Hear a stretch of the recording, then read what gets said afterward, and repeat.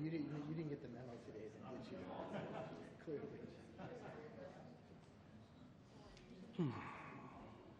Now I can feel that air conditioning going. That's just starting. Yeah. That feels good. You know what? You need to be comfortable during these meetings. Okay? When does that start? Well, with AC. Oh, okay. That's a good one. Just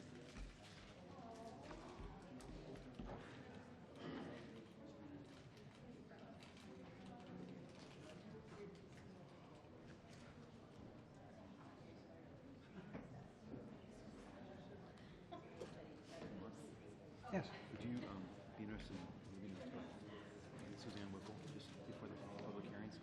So knock that out real quick and get Suzanne over here. Really? You think it's going to be a long item?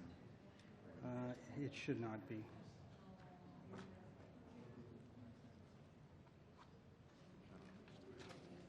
Did she request it, or were you just thinking it would be coming? I was thinking. Because let's see. Yeah, we can do that. thanks. Sure, no problem. It's logical. Because this will be a long one, I suspect. We're going to move Suzanne up, so hers can, we assume that goes quickly. Famous last words. I was going to demand she do 50 push-ups to get it.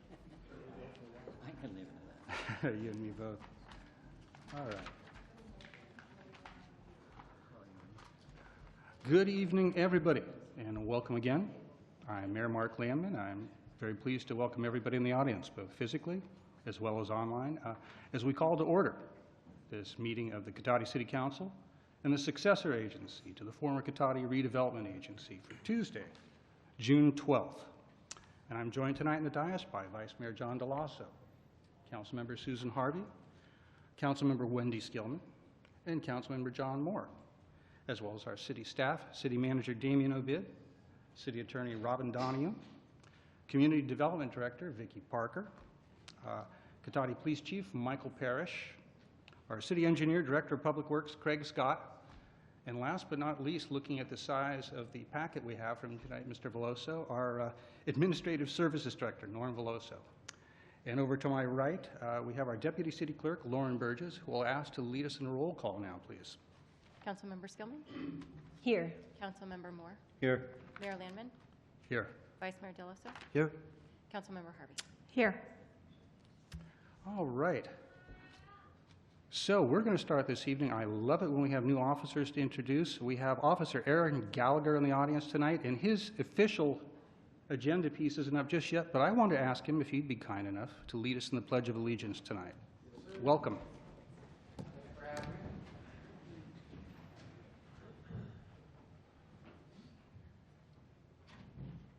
I pledge allegiance to the flag of the United States of America and to the republic for which it stands, one nation, under God, indivisible, with liberty and justice for all. Please be seated.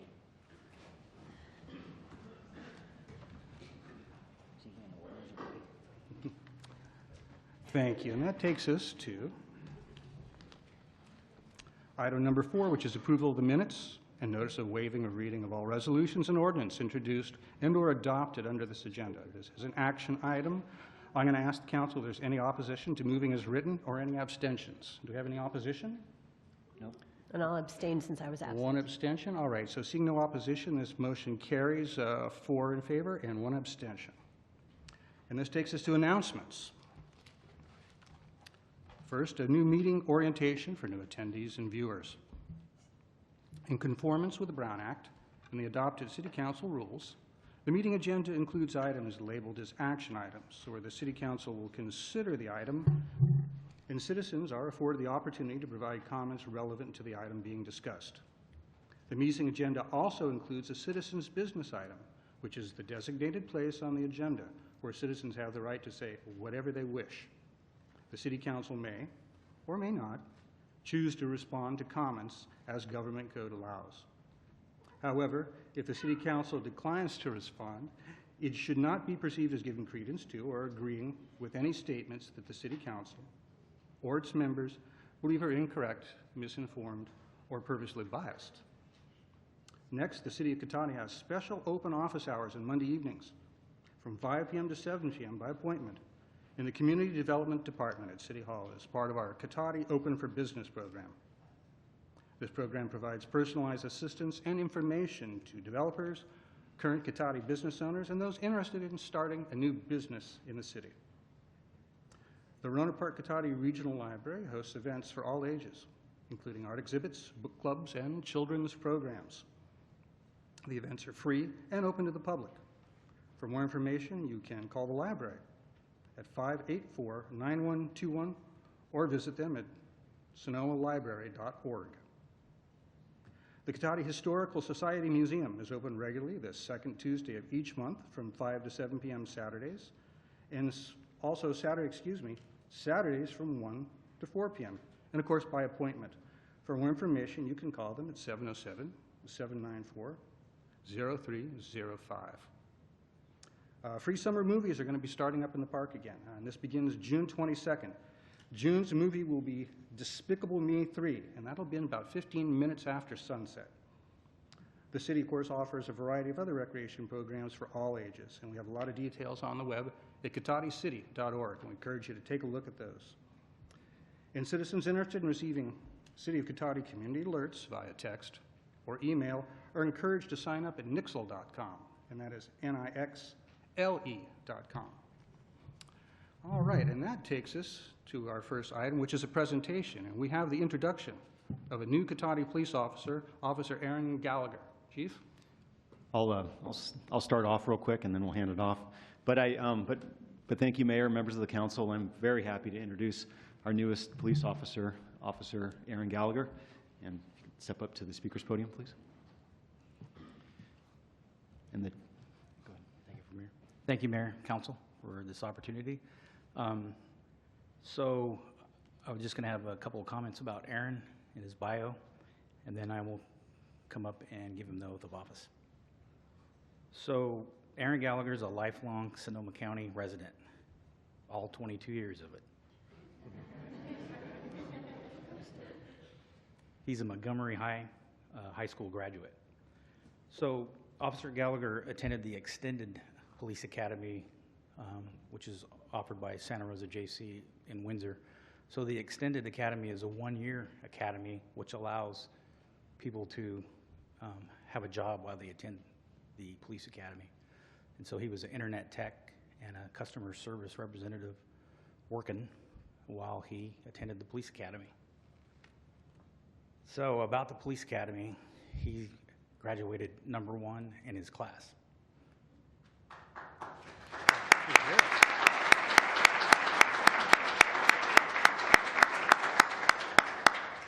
So this is a busy 22-year-old. He recently graduated from SRJC with an associate's degree in social and behavioral sciences, and he's informed me that he now wants to attend Sonoma State University and pursue a bachelor's degree in criminal justice.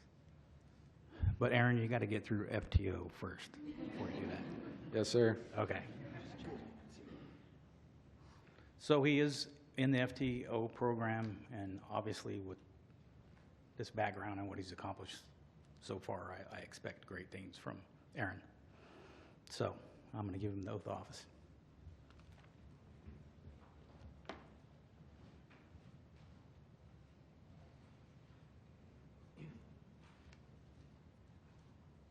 Raise your right hand and repeat after me. Yes, sir. I state your name.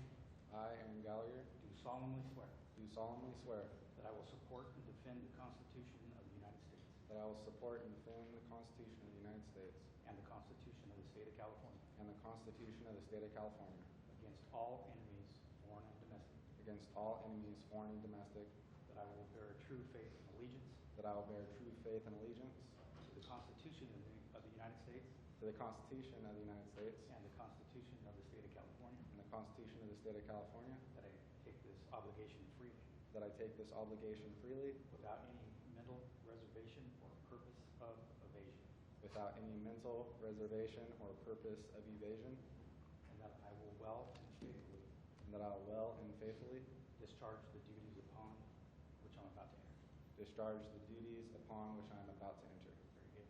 Thanks, sir. Come on, go.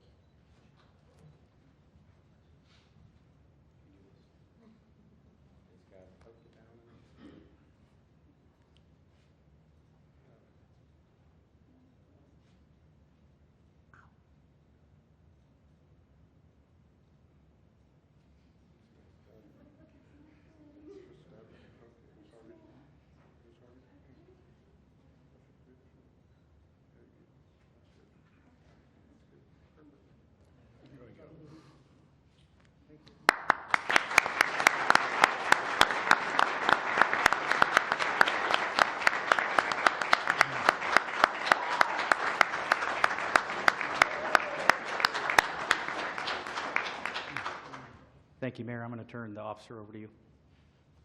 Very good. So I'm going to look to my council, see if anybody has any questions or comments for you. Mr. Vice Mayor, I believe you had your hand up first.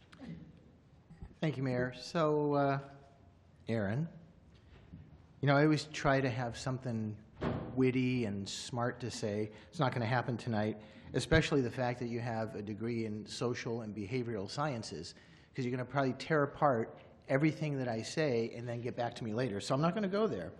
I will say it's great that you have IT skills, right? I'm looking at staff. They're totally excited with that. So be prepared, because there's going to be a little additional work maybe on the side for you, while you're. So anyway, really, more than anything else, just congratulations. Great to have you here. You're progressing pretty quick at such a young age, so that shows a lot of determination. Glad to see you here. Thanks. Thanks, sir. Councilmember Harvey, please. Wow, first in your class, that is a really awesome achievement. And I'm so glad that we were able to pick up first in class out of the program. Welcome to Cotati. We're glad that you chose us, and we wish you a long career. Thank you. Thank you. And I'm looking over here, Councilmember Skillman. Thank you. So welcome to Cotati, and thank you for joining our family here. And I just wanted to say, when I was in law school, I was going full-time, but there were a lot of evening students who were also working full-time and going for their JD. And I was just always in awe of people who have that much passion and drive to work full-time and go for their dreams. So I'm really impressed that you were able to do the police academy while working full-time. That shouldn't be taken for granted, because that's a lot of work. So congratulations, and I'm really glad that you will be part of our community now. I'm very happy to be here. Thank you. Welcome, Mr. Gallagher. I assume you're not related to the Gallaghers from Shameless? I am not. Thankfully, yeah. Well, best of luck in your new career, and I look forward to seeing you here, and hopefully you'll have a long, distinguished career with Cotati. Thank you. Well, I think my colleagues have covered this pretty well. I'm going to congratulate you, welcome you, and just, I suspect, how many people are here with Officer Gallagher tonight? Can I see a show of hands? Boy, is the place going to empty out. Well, you know, I think you guys may have a sense, but sometimes I don't think the general public knows how hard people work struggling to get through all the training, all the classes, all the competition that's required for this sort of job nowadays. And particularly, as Councilmember Skillman pointed out, doing that work while working full-time too. It is good to be young, because I think you need that energy to do that. So what I wanted to ask you, Aaron, so you've got a lot of family here. I'm going to invite you up first. We'll get a picture together with the council, and then what I'd like to do is usually we have everybody come up here and take a picture. It might be better to have you go back there with everybody, and we'll take a picture that way so you can have something to say for this rather special occasion. So please join us up here for a second. All righty.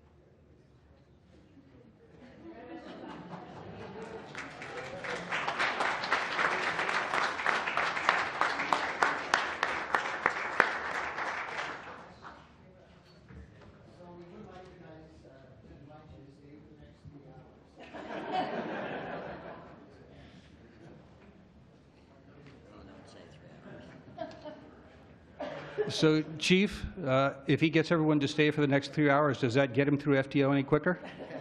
No? There we go. All right. We're going to wait just a second and give everybody a chance to exit out and do their greetings. You can wait just a second until they're done. I'm giving them a second to clear so we can hear you. I can't hear you while they're leaving, Mr. Barrich. Wait just a second. They need to hear the public comment, sir. They don't want to. They're leaving. How do you know that, sir? That's my ruling. It's ridiculous. Hijacking the process. My God. I will ask anybody who wants to stay to please stay, and anybody who wants to leave, please leave as quickly as possible, because Mr. Barrich would like to speak. Thank you very much. I appreciate it. And come to think of it, Mr. Barrich, this is a presentation, so you're going to have to wait.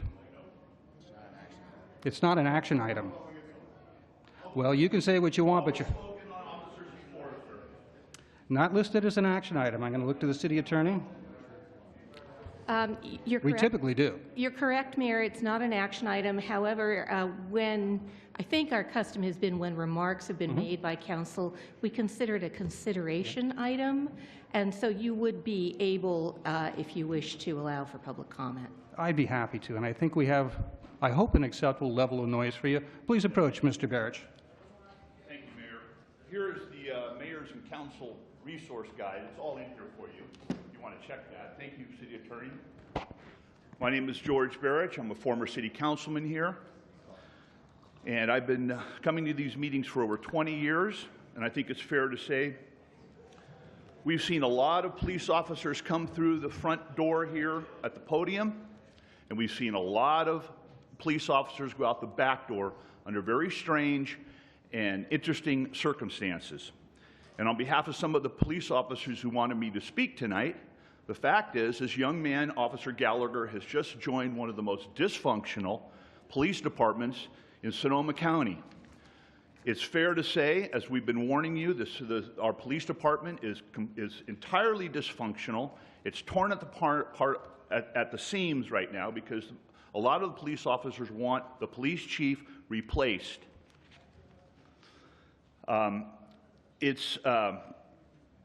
There are many former police officers here from Cotati who would love to speak to this young officer and explain some of their incidences of what's gone on here. There's been incredible cover-up of cases here. There's been bullying, and this young officer should be aware that if he does not go along with Officer Parrish, does not take his marching orders, he's not going to last very long here in Cotati.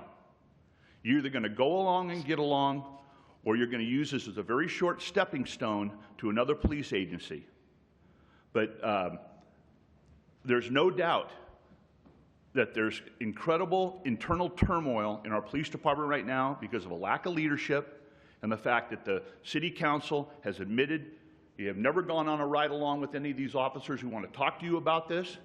You've never consulted them privately about what's going on in the police department because you don't care, and you're just part of the cover-up and supporting a dishonest police chief. And thank you for that, Ms. Barrich. Ms. Alderman.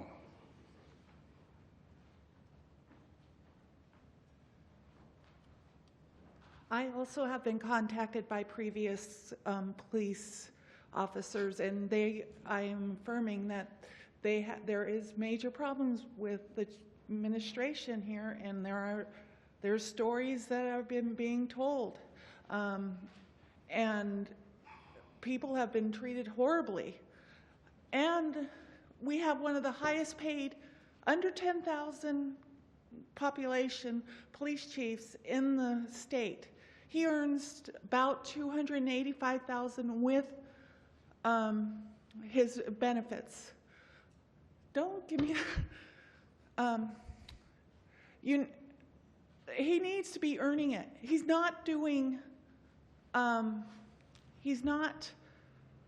Has a huge amount of population here. We shouldn't be paying for somebody that isn't leading and at $285,000. And when you hear the stories, people come to me because I'm honest, I'm open, and I listen. And you need to hear these stories of what's coming out from the people who have been at the police department. It needs to change. Thank you. And thank you, Ms. Alderman. And I'm going to look to the public real quick and see if anybody else wishes to comment on that. I'm not seeing any takers, so I'm going to close that public comment and move to item 7, which is approval of the final agenda. This is an action item. Do we have any changes to the agenda tonight, Mr. Ovid? Thank you, Mayor. Members of the council, I just have one suggested change, moving item 12A up to before the public hearings. So Very move good. 12A before item 11. We can do that. 12A is a likely very short item, so we'll do that. I will apologize to the general public and my colleagues. As we started planning for this meeting, when we looked at the agenda, it is rather long and all, unfortunately, very substantive things that had to come to the council right now. So I will ask all of us, all my colleagues, as well as everyone in the audience, if we can be as mindful of time as we can, to be respectful to each other. That would be helpful to get through the meeting tonight. So with that, that takes us to item 8, which is citizens' business and public comment for consent calendar items. And I'd like to read that any member of the public wishing to speak to the council on any item or items listed on the consent calendar or any matters not listed on the agenda that are within the subject matter jurisdiction of the council may do so at this time. Pursuant to the Brown Act, the council is not allowed to consider issues or take action in any item not listed in the agenda during this period. Pursuant to City Council Policy 2017-02, comments of any member of the public are normally restricted to a total of 3 minutes in length per person for matters not on the agenda, and a total of 3 minutes per person in length for any and all items on the consent calendar. The mayor may extend the time limit for a reasonable time where a disability accommodation has been requested. So with that, I'm going to open public comment and see if anybody would like to speak. Ms. Alderman, welcome.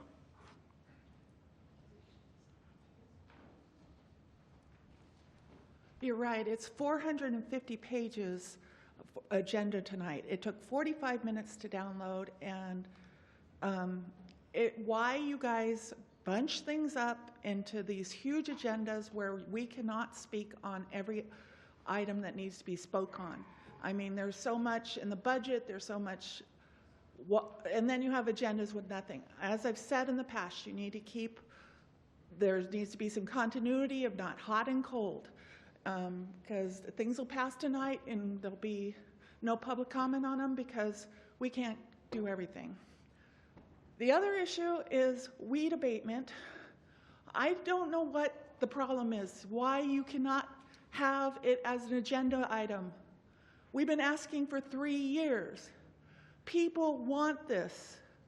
It is in the city code. I've given you over and over again. The city, the Rancho Adobe Fire District cannot enforce the weed abatement notices because they are stricter and more stringent than the rest of their jurisdiction. For decades, the city enforced weed abatement codes. We got one every week. I mean, every year, not every week. And we mowed it down. I have to shame all of you guys to get you to do the sides of the road. I had to shame Mr. Landman to get him to do his backyard. I had to shame you to do the West School Street Hill. That's the only thing that works with you guys. But when you're tarred and feathered in downtown, when everybody loses their houses to a firestorm here, and they hear that you, for 3 years, you denied weed abatement, 6 years you denied weed abatement, 3 years of people asking for it, that you will, I will sleep fine because I did everything I could. You are the ones that are going to be tarred and feathered on this issue. Thank you. Yeah, thank you, Ms. Alderman. And I see a hand right in back there with a red, yes, indeed, you. I'm sorry, I was trying to point. Please approach. Welcome. I have vision issues, long distance.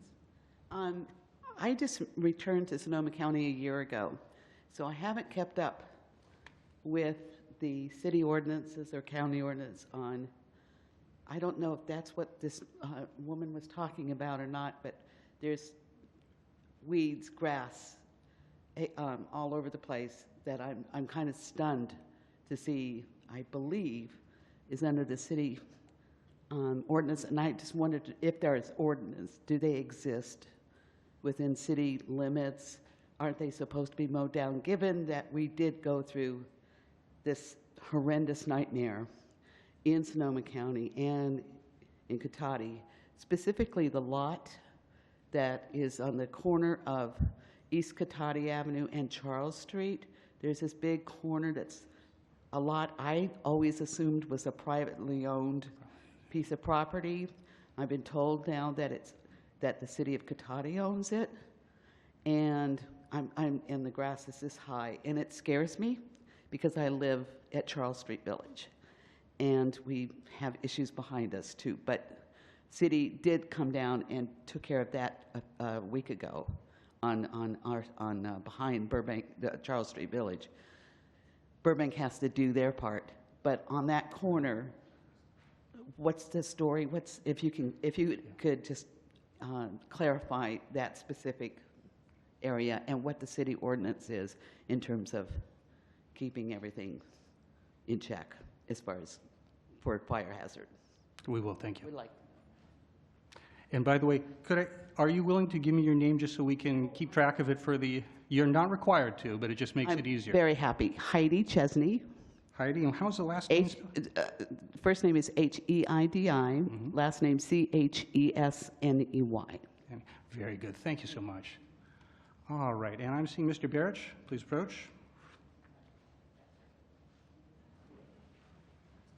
Council, these nice ladies that spoke before me are absolutely correct. And the answer to her question is really obvious to me. You folks have shown time and time again you don't care about Cotati. You only care about retaining power, holding on to power, and denying other people in town power if they don't agree with you. I was a former city councilman, and because I did not go along with the other 4 people on every single vote, and because I did not fall into line, and because I could not be bribed with the mayor's position, if I just went along with the socialist program and the overspending and the fake budgets and everything else, a vendetta was set up to have me removed from the council because I dared to use common sense and represent my constituents and try to bring my campaign promises to the forefront of the city council for consideration. Not once was I able to put anything on the agenda. So that's to answer the ladies' questions. We're in a fake city hall right now. So I have a question for the mayor, Mayor Landman.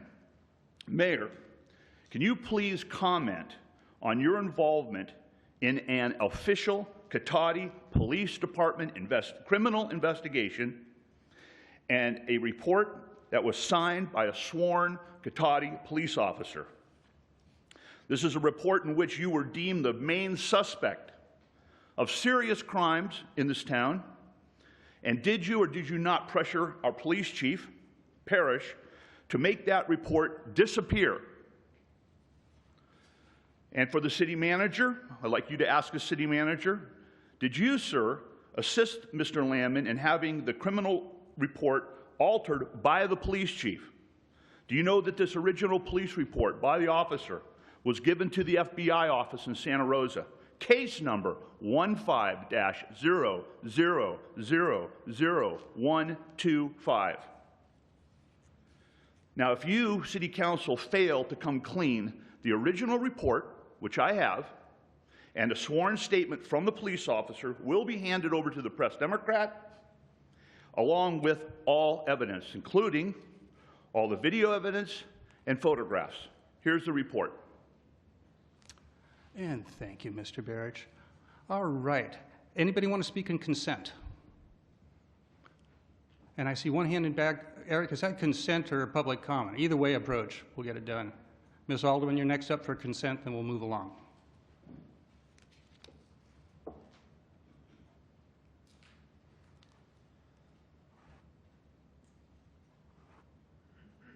I'm sorry, this is citizens' business. Very good.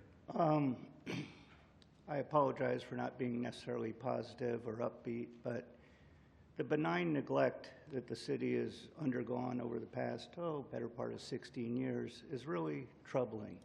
You spent $300,000 to do a little lipstick on the pig of Old Redwood Highway, $300,000.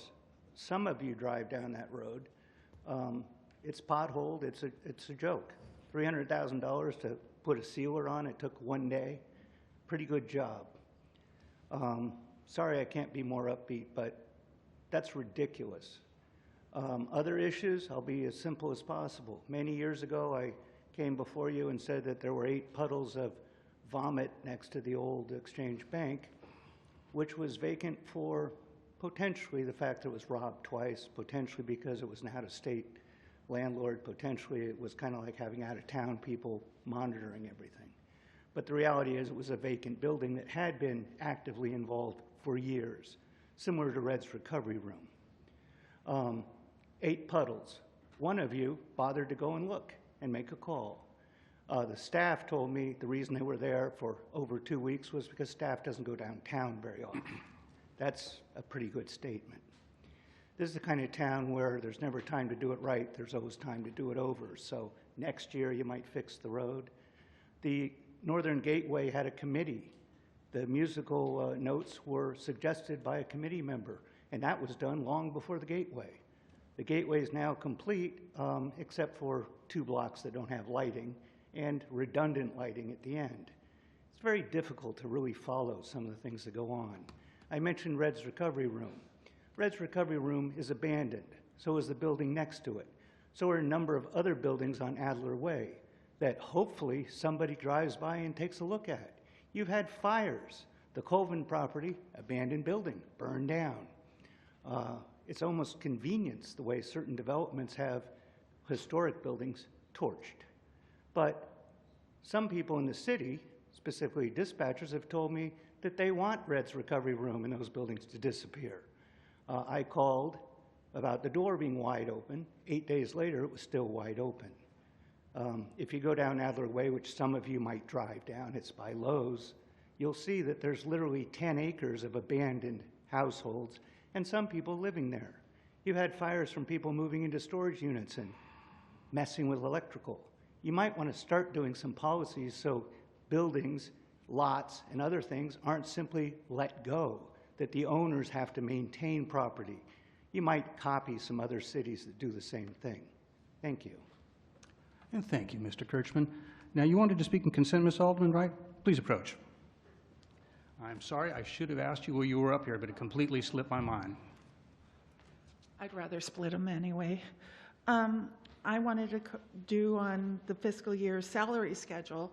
I just want people to be aware of some of the salaries and how much they have gone up in the last few years. You have the same amount of staff, about 43, and your salary has gone up by about $1 million in the last 3 years. That's what the cost is. Mr. Obid earns $275,000 with the benefits. His salary is in line with others, but his benefits are way up than anybody else.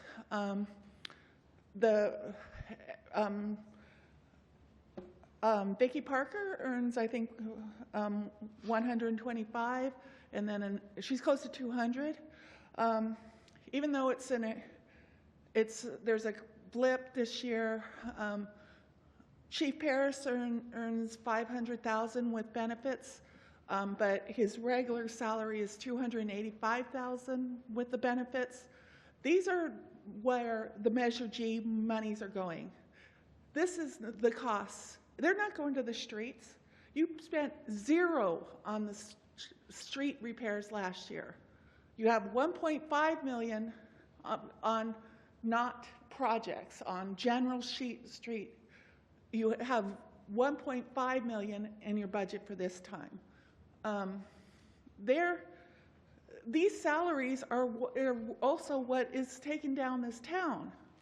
And the salaries need to be adjusted to, you're not Santa Rosa, you're not, this is a small town. And it needs, the salaries need to reflect what we are able to afford, not what you guys need. Thank you. And thank you. All right, last call for consent. Anybody want to speak on consent items? Seeing none, we're going to close that and bring it back. So we have consent items A through D. Do we have any council member who wishes to pull any, or do I have a motion? So moved. We have a motion. Do we have a second? I have a Motion. second. Oh, sorry, you already did. By just a second, he beat you. So we have a motion by Councilmember Harvey, seconded by Vice Mayor Delasso. All in favor, please signify by saying aye. Aye. Aye. Aye. Aye. And that passes. All right. Before we move away from consent calendar and citizen business, I did want to touch back. We had a question from Ms. Chesney, if I got that right, regarding there's a lot at East Cotati and Charles Street.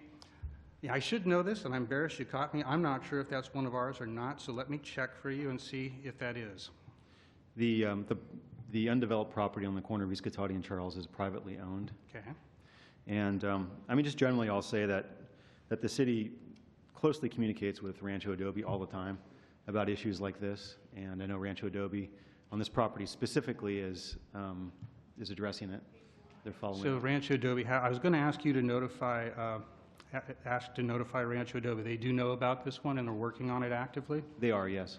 Good. So it is in process. Bottom line, we have a fire district here that handles things. The city is responsible, of course, for weeds on our property too. So we try to keep eye on all of that. So the city did the perimeter, but of the property, it looks like, but just the actual property. It looks like this piece is private, yes. So typically we don't do those. So I will say under fire regulations, typically the requirement is to create a defensive space. So if you have a larger property, that doesn't mean that they necessarily mow the entire property, but they mow the defensive perimeters. exactly. And I would like to say for the record, having spent 30 years at the Nevada Fire District doing a lot of fire suppression, I think Rancho Adobe Fire has done a more than acceptable, in fact, a very good job of weed abatement in this community for years. They're pretty responsive, to my understanding, to people's complaints. And if you take a look at the size of the organization and the size of this community, I believe, excuse me, Ms. Alderman, you're out of order. As I was saying, Ms. Alderman, I'm going to warn you once, you're disrupting the orderly process of this meeting. I heard what you said. Please let me finish. That's one warning. Please desist so we can go. I really don't want to do that. Thank you for stopping. I appreciate that. And I'll just wrap up my comments, which I intended to be brief. I think they do a good job. I'm supportive of them, and I think we all should be. So with that, we're next to direction on future agenda items. And ask my colleagues if anybody has any direction on future agenda items tonight. Not tonight. Not tonight, seeing none. Okay. So we are going to make one quick change to the meeting as we see it. We're going to move item 12A up and deal with that right now. And that is a midterm appointment to the city's Planning Commission. And it looks like, Ms. Parker, you have a lot to deal with tonight in this agenda, and this is one of yours too. Yes. Thank you, Mr. Mayor, and good evening, council members. This first item is a request to fill a vacancy on the city's Planning Commission. The Planning Commission acts as the city's land use authority as required by the state's government code. And in order to fulfill that role, we have 5 commissioners, 1 each appointed by the 5 of you. And Mr. Councilmember Moore's commissioner had to resign her position midterm. So Councilmember Moore has nominated her replacement, and that replacement is Ms. Suzanne Whipple. And Ms. Whipple is here to answer any questions that you might have, but the action that the council would take tonight would be to ratify Councilmember Moore's nomination, and you would do that by adopting a majority motion. All right. With that, I'm going to invite Ms. Whipple up, see if you have any comments for the council, and see if the council has any questions for you. You're welcome. Hello, Mayor and Council. Any questions for me? That's all we get. Come on. Come on, Suzanne. You're supposed to sell us a little. I'd like you to share just a little bit very quickly with the audience about your involvement in this town, because it goes back many years and it's very impressive, actually. Yeah, when I moved here in 1989 and started getting involved in the city with, actually, I don't remember what it was called, but it was Council Member Ellis was running for council at that time and wanted to work on not having a large development on the west side, sorry, the east side, the west side of Cotati, sorry. And I agreed with that, so I got involved with that, and I've served as having trouble talking, sorry, the executive director for the Cotati Chamber of Commerce. I worked for the chamber for 19 years. I'm currently working for the County of Sonoma in the Community Development Commission. I've been involved with a couple of general plan updates and walkable Cotati, and been on the La Plaza specific plan, which was quite a while ago. But I've always enjoyed being involved in community development projects. And I believe you were also, were you not a founding member of the Cotati Historical Society? I was, yes. I have a nice list here, so I want to go through it. I was very impressed. I'm going to ask the council if anybody has any questions for our applicant tonight. Sure. Vice Mayor. No questions, more comments. Okay. I believe also the urban growth boundary. Yes. Just trying to remind you of some of the things, because you and Thank I you. worked on that together. I remembered it when I was filling out the application, There you but go. when I'm up here, not so much. Yeah, I mean, I've known Suzanne like I've known a lot of other people in Cotati by getting involved in the city. And that's how you get to know a lot of people. And you see a lot of similar faces doing a lot of volunteer work, background work for things like the urban growth boundary that's been voted in twice unanimously by the public. So I will say, even though you are a Stanford grad, I will say you are very qualified to be on the Planning Commission. So I want to congratulate you for applying and for having an interest. It was kind of a slur. And I also have a degree in psychology, so Again, everything I say is going to get turned around by people, see? So there's just no point tonight. So I just want to say that I've known Suzanne for a long time as a friend, but also first and foremost as a colleague from a volunteer standpoint, because we did a lot of different things in this city. the Environmental Commission. We were Environmental on Advisory Commission, right? along with Mr. Kirchman, I believe, and quite a few other people that have been involved in the city. We were the founding members of that too. Yes, indeed. So I just want to say thank you for being interested in this, because I think it will benefit the city greatly. Thank you. Do we have any other questions or comments? I too met Suzanne through all the different volunteer things that she does, and it's progressed because you started on a lot of single issue items, worked many years, as you said, on the chamber.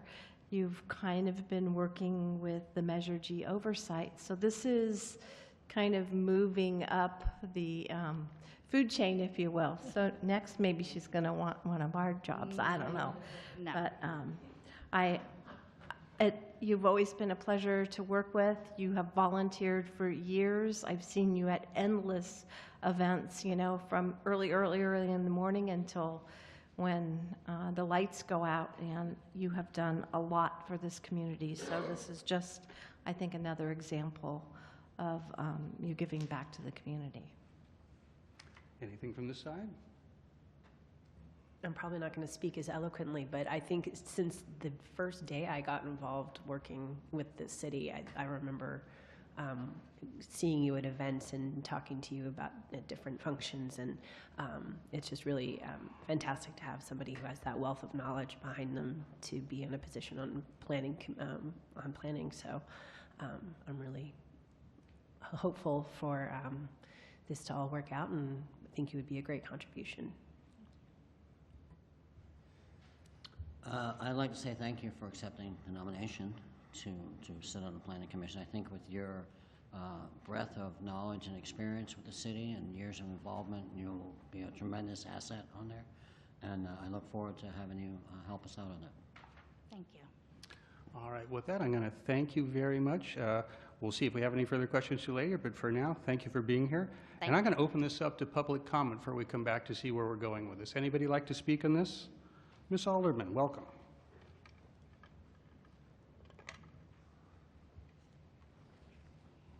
I would like to point out that there was no announcement of this position, that there was for months library commissioner, but there was no, she put in the application and she got it.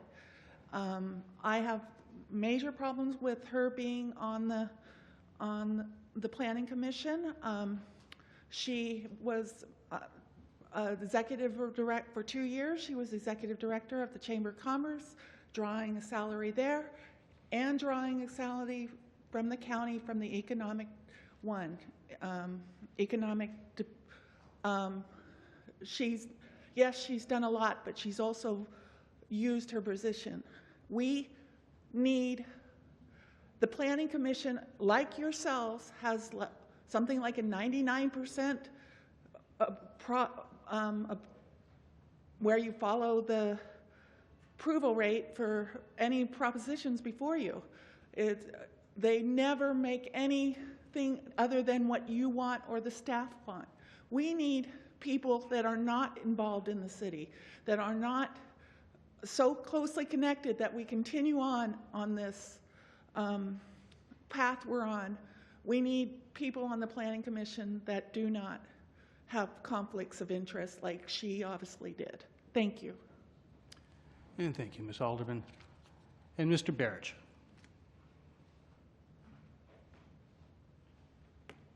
Well, Miss Alderman surely stole my thunder.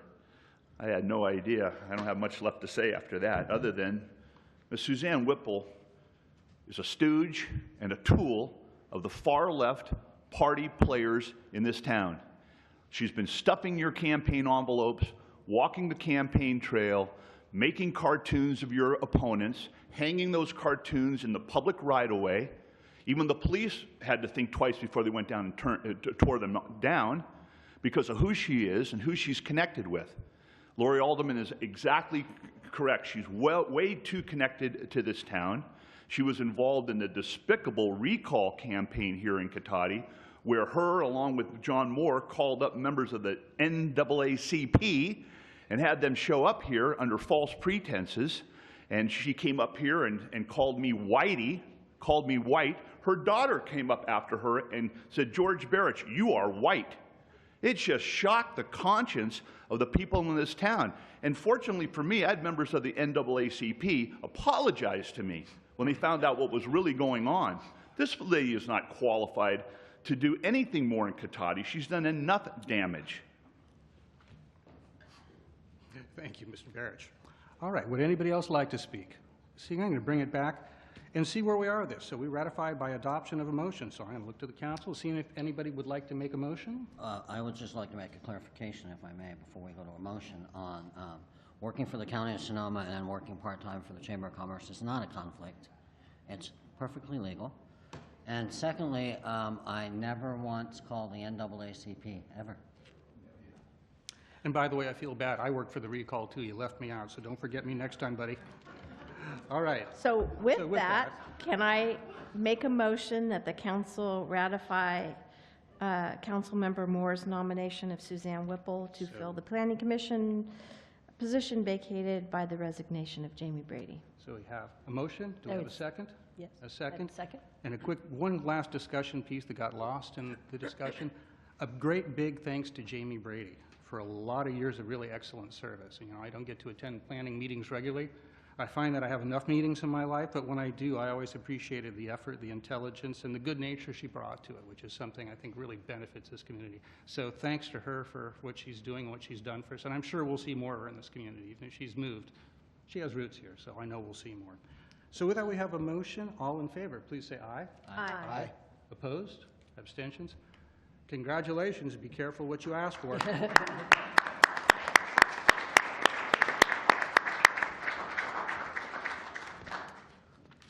All right, everybody, so we're going to get back to our regular order now, which means this takes us to item 11, which is public hearings. And the first one is a commercial cannabis permit applications review. Rather long agenda item here, numerous applicants. And Ms. Parker, I believe you're going to be presenting this. Before we get started, since we have numerous applicants and a lot of things to go through, I'd like to suggest to council a way for working through this and see if it sounds amenable. I'd like to recommend that we have the staff presentation. Then the individual businesses have small presentations they would like to make. They're all under 5 minutes. Bonus points for brevity for anybody that can beat that 5 minutes. You're really going to make points with everybody here, hint.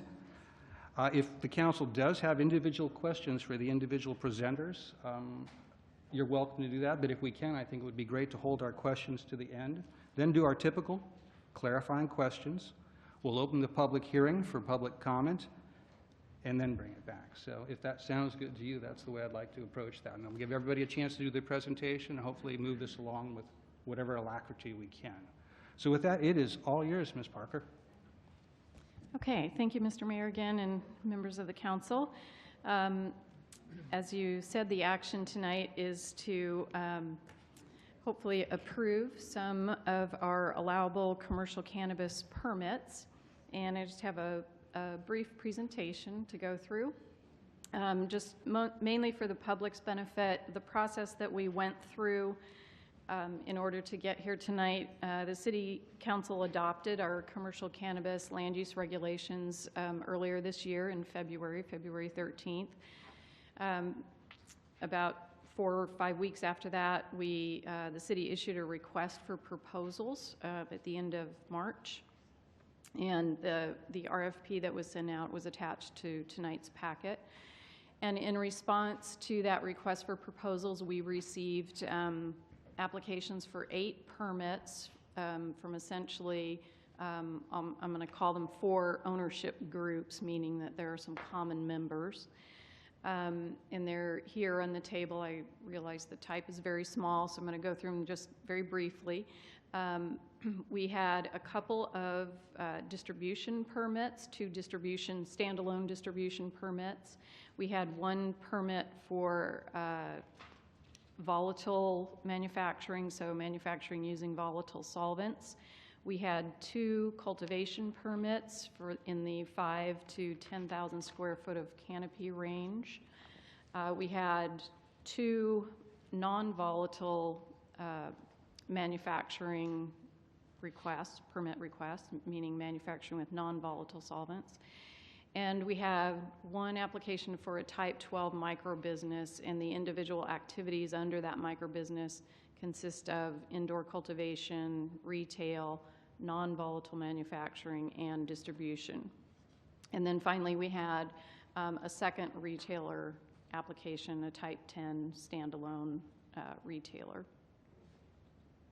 Those applications were all reviewed by city staff from essentially all departments, so community development, of course, the city manager's office, administrative services, engineering, and police, and we all reviewed them separately and then came together with the representatives from Rancho Adobe Fire Protection District to evaluate the applications based on the criteria set forth in the RFP. During that process, we decided that it would also be a good idea to have occupancy analyses done on the individual buildings so that we could at least make sure that the applications were feasible for those particular locations. So we commissioned those from a local consultant, and those were completed during that review process as well.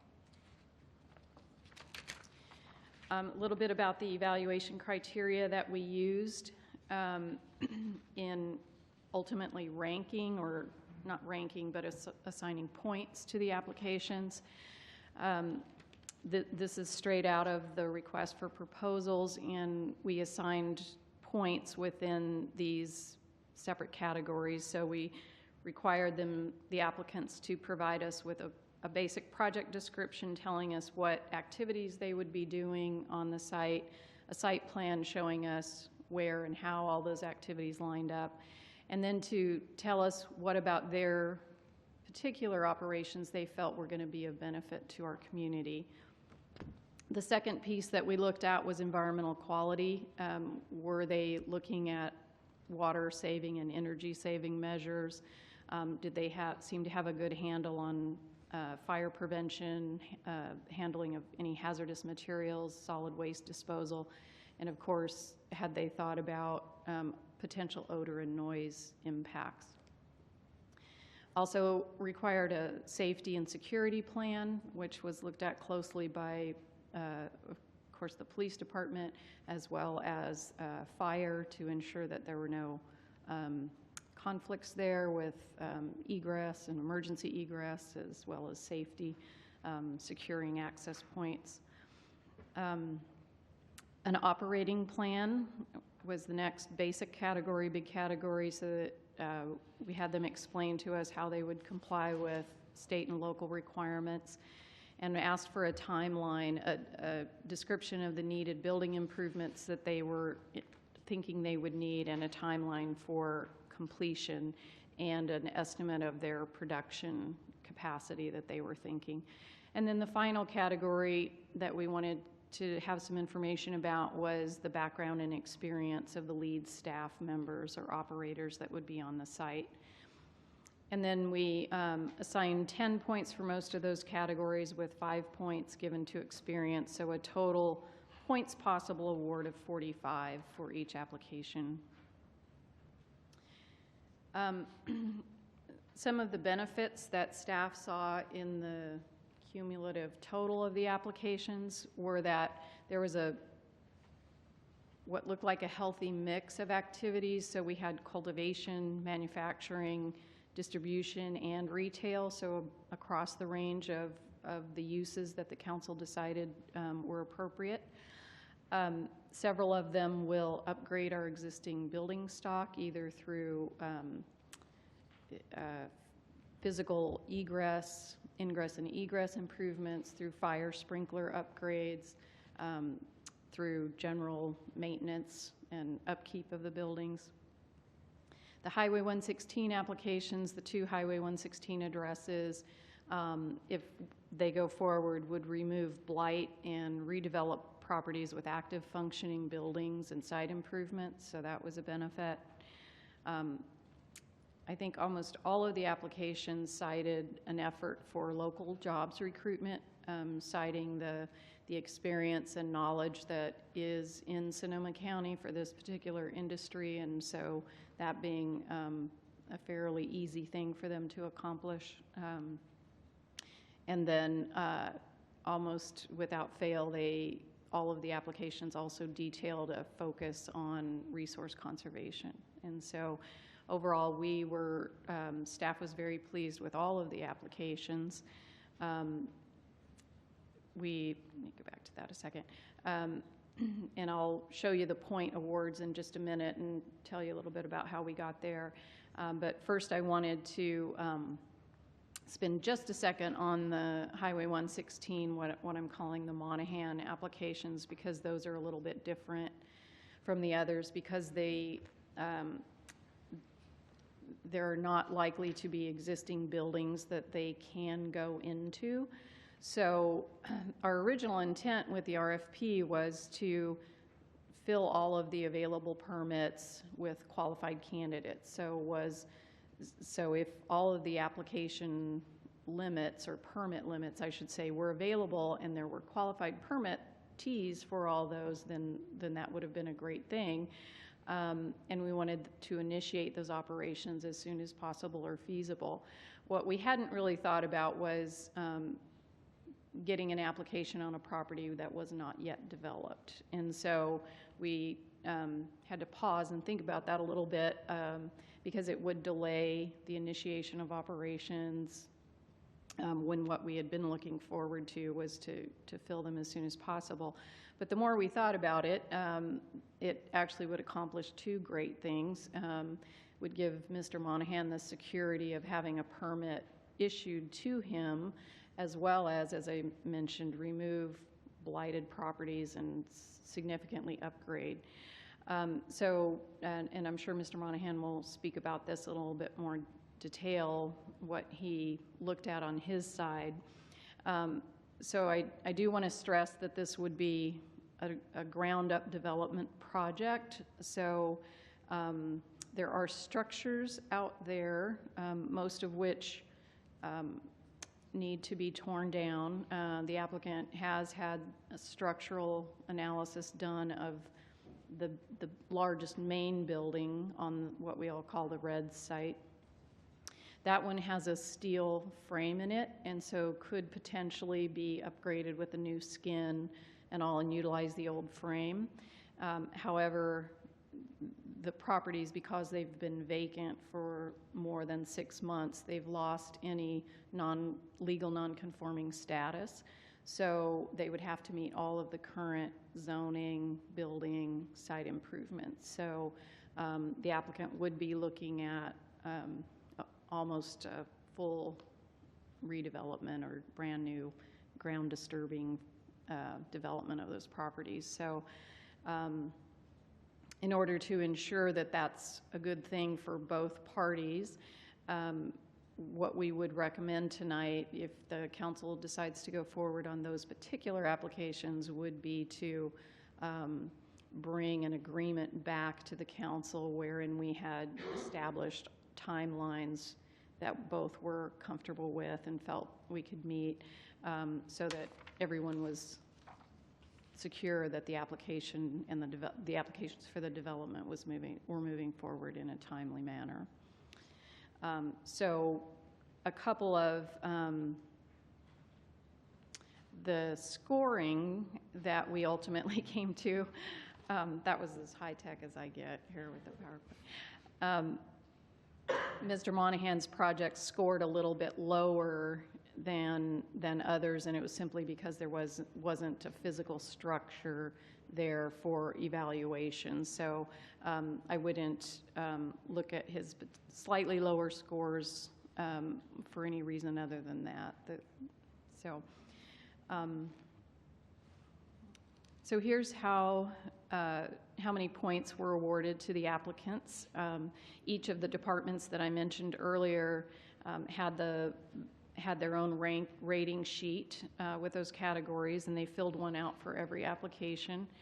And then I took all of those individual ratings and averaged them across departments. And what you see on the far right column there is the average of all 5, 6 departments' ratings. And so all of them, as I said, ranked pretty highly on our points awards. And as I also said, we thought that at the staff level that all of them met or exceeded what we were expecting to get for the application, so we were really pleased.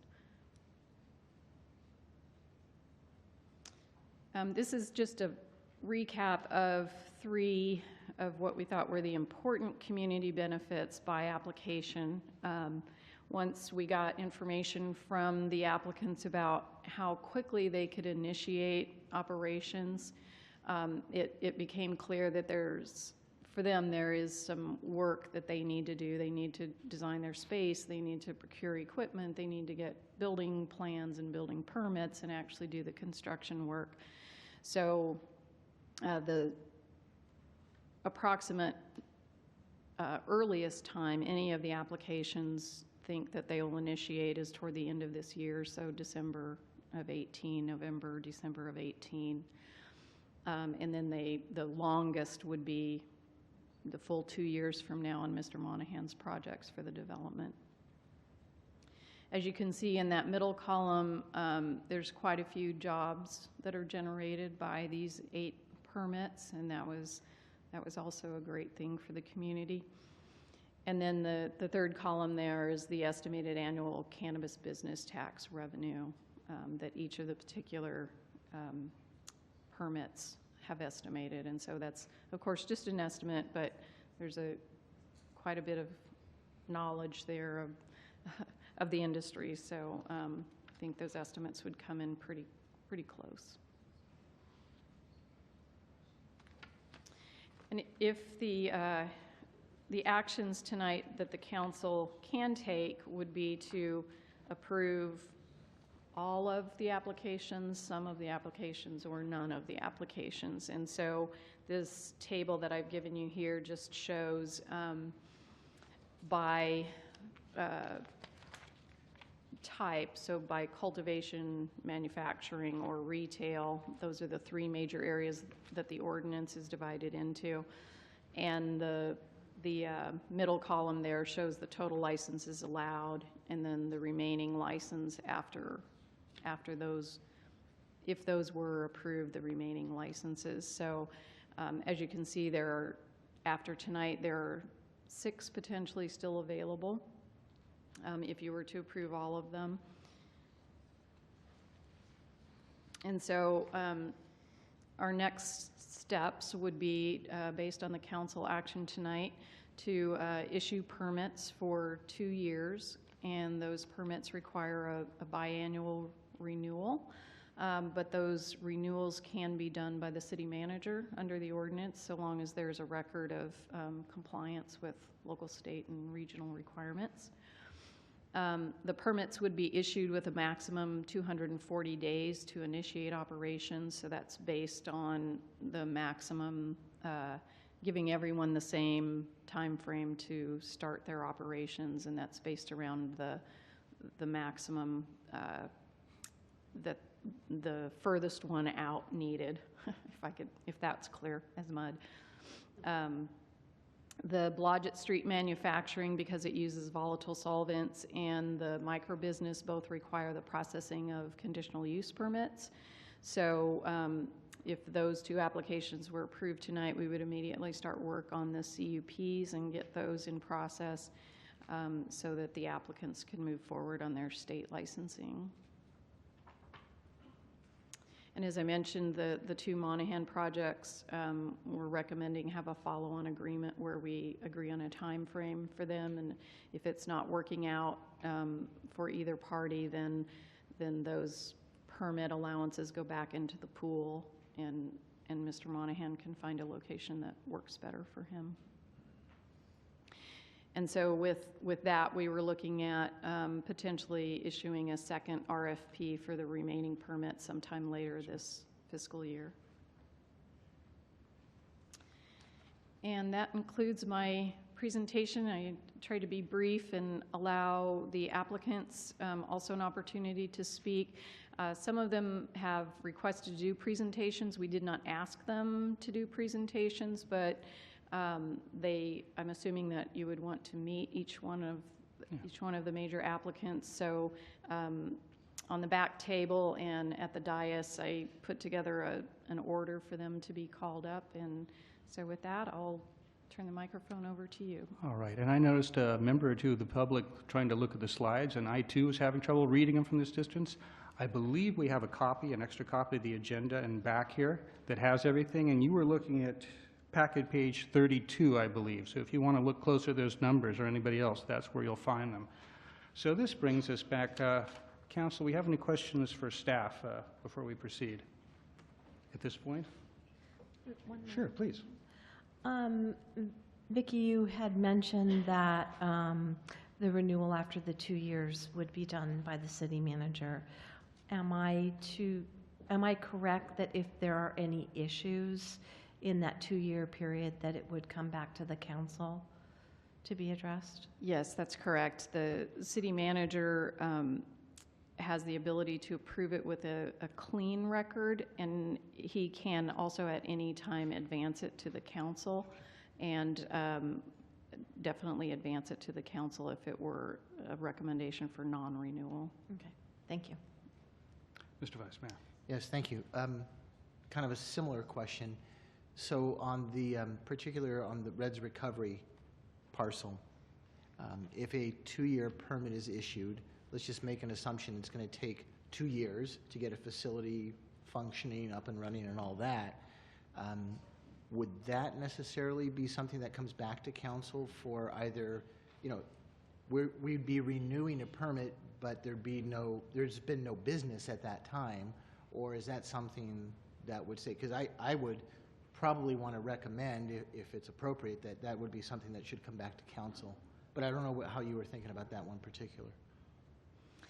We were thinking similarly that we could issue the permit with 2 years and language that if the progress has been acceptable but for some circumstance, then the city manager could extend it, or we can just at the end of the 2 years, if the milestones have not been met, we can write the agreement that it comes back to council. So it's a Right. good point, and we could really do it either way. Yeah, it's just something I want to consider, and then we can address it as the night goes on, I guess. Anything on this side right now? First of all, I'm going to congratulate Ms. Parker on condensing 2 years of amazing work into about 10 minutes. That's not easy to do, understanding the depth of this particular industry. One thing I wanted to ask, you brought up that most of the applicants supported the idea of local hiring, and I saw that in almost everybody's application to some degree. So I want to put a general request out. I'd like to ask if anybody finds it problematic to support local hiring by having significant, demonstrable preference for local hires in the order of City of Cotati, residents of Cotati, followed by Sonoma County residents, followed by any other applicant.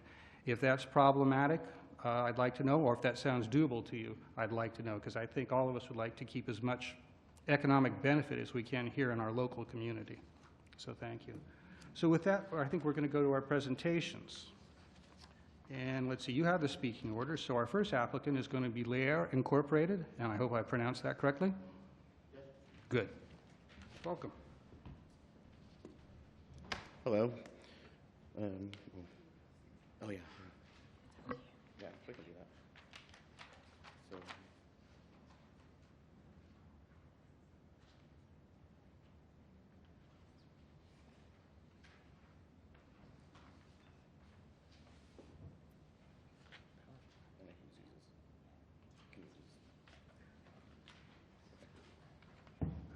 All right, so I thought I'd take the same approach as Suzanne Whipple and just say, hello, Mayor, Council, you guys have any questions?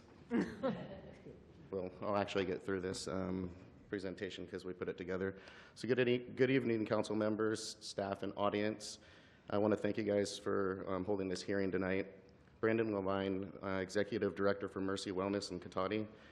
Cotati's only licensed dispensary for the last almost 8 years now. I'm also really involved in the cannabis community. I sit on the board of Cal Growers Association, Sonoma County Growers Alliance, Sonoma County Cannabis Advisory Group, and we're licensed by the Bureau of Cannabis Control for distribution and retail sales. So this is our first slide here. This basically just shows a couple of those groups that I had mentioned. I want to introduce you to Lear Inc. This is a indoor cannabis cultivation facility located on Alder, I think. Yeah, we're on the corner of Alder and forget the other name of that street there. We'll go to the next. Alder and Hellman. Sorry. Here we have our site plan. Highlighted area below will show the extra security measures that were taken. So you'll see as it populates, we have some fencing that we're going to be matching with the existing surrounding fencing. The next slide will show a gate that we'll install that will allow for secure access and transport. With the next space here actually shows a floor plan where we'll have our secure pickups for loading and unloading out of sight. And I'm trying to get through this fast because I know you guys all want to go home. I have a lot to go through. So our cultivation facility is pretty unique. We are using liquid-cooled LED lighting, and we'll be using a method of cultivation which does not include any chemicals or anything out of a bottle. It's Korean natural farming. We actually derive all of our what would be nutrients from fruits and vegetables and fish, and it's a fermented process. We would be reusing all of our soil, so there's no soil waste. We would not be growing in pots. There'll be no plastic waste there. This also decreases the amount of traffic that we're going to have in loading and unloading all of our materials to the cultivation facility. It's really going to be kind of the new wave of cultivation once people start seeing the efficiency of it and the quality of the product that we're going to be pulling out of there.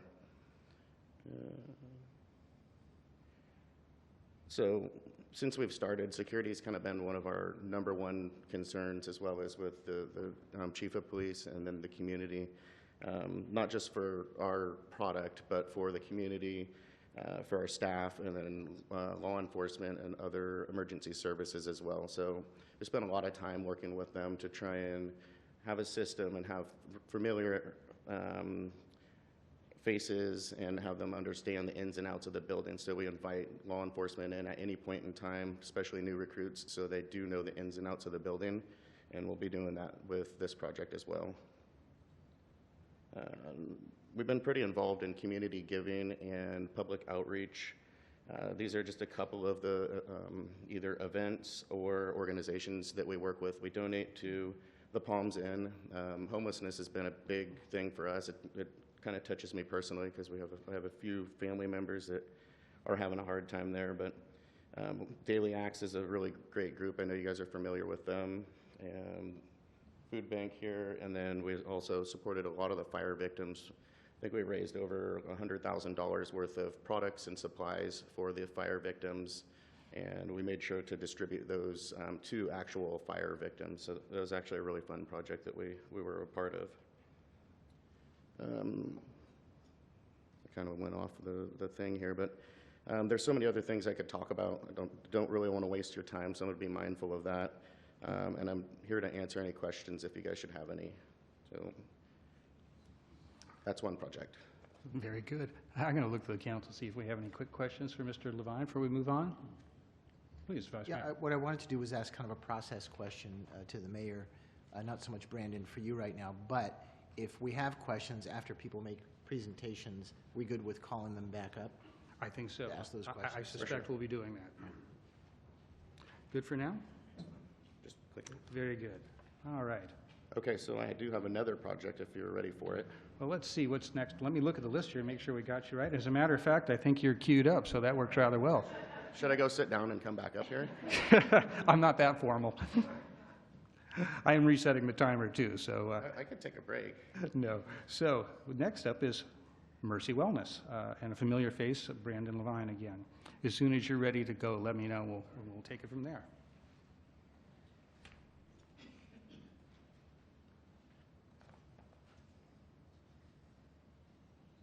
Going to speak for everybody that has to do PowerPoint presentations, how much we like the people that can actually make these things work on the computers we have to do them on. We're very glad you're there. Well, I am too, because I'm not really technologically advanced. I rely on other people to help me out there, so thank you. I think we all hear you. So I'm sure you guys are familiar with what we do. We've been licensed for the last almost 8 years, actually. We got our use permit more than 8 years ago. On the June 30th, we'll have been in operation 8 years now. So I'm going to play a quick video here and this is going to kind of be a pretty good view of what you'll see. We're building out our facility to match exactly this. So this will be an experience that you'll get when you walk into our store. And I won't say anything, I'll just let you guys watch it.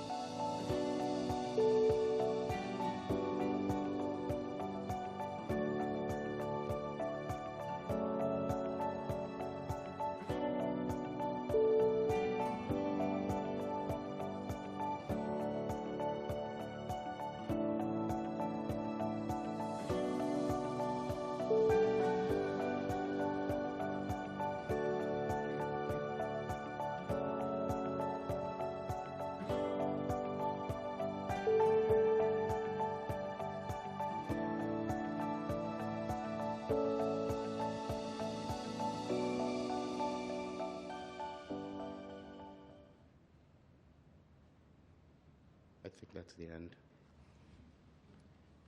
Yeah, so that kind of gives you an experience of walking through. We didn't show everything on there just due to for security risks, and there's quite a bit more to it, and you guys can see in the security plan and the actual blueprints that there's more to it. So we'll kind of just go real quick and give you guys an idea, but what we're trying to do is educate customers and patients on where their product's coming from, why they should be purchasing it from a dispensary instead of black market, and giving them just an understanding of what it takes to get their product to market. So we're very clear and transparent and want to make sure that everybody understands that. Inside the dispensary space, you saw some of the kiosks there. Those will have educational videos. We will have a fulfillment center that we're actually fulfilling orders. There will be no product up on the shelf. It'll get fulfilled, and then we have a bank tube system that'll actually shoot the product from the back up into the front. It really limits the amount of hands-on that our employees have, and it limits the amount of product that is being moved throughout the store. It's a pretty fail-safe system as far as checking orders in and making sure that the orders are properly distributed going out to the customers and patients. So I think we have, I can't see it up here, I guess. This is the overview of the whole facility. You can see how they're all kind of tied together, and then we have the distribution all the way on the right-hand side there. And like I said, you guys have the blueprints, but we'll go through them real quick. So that's the space that we occupy right now, which we will be building out through the building codes that you guys implement, and we'll make sure to get those proper building permits. 201 represents the actual manufacturing facility. The viewing window will be a fire-rated window. We've had a lab design engineer put together plans and SOPs for a GMP lab. So this is basically a pharmaceutical extraction facility. We'll be manufacturing products for our dispensary as well as others, and white labeling for companies that didn't have the opportunity to get into licensing, but we still want to keep their brands alive.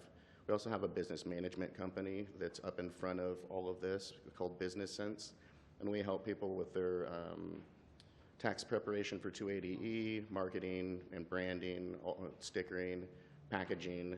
So we're really community oriented and want to make sure to help other people get their products to market. So it's not just manufacturing for ourselves, it's to really keep those other brands alive as well. The next space is 202, which will connect the dispensary and the cultivation and extraction facility through the viewing windows. Thanks to you guys, I can move from like 800 square feet of retail floor to about 2,000 square feet. Well, I could have went to 4,000 square feet, I think, but we only asked for 2,000. So we'll move on to the next slide. Cultivation facility, we kind of are just building it out to have on-site production.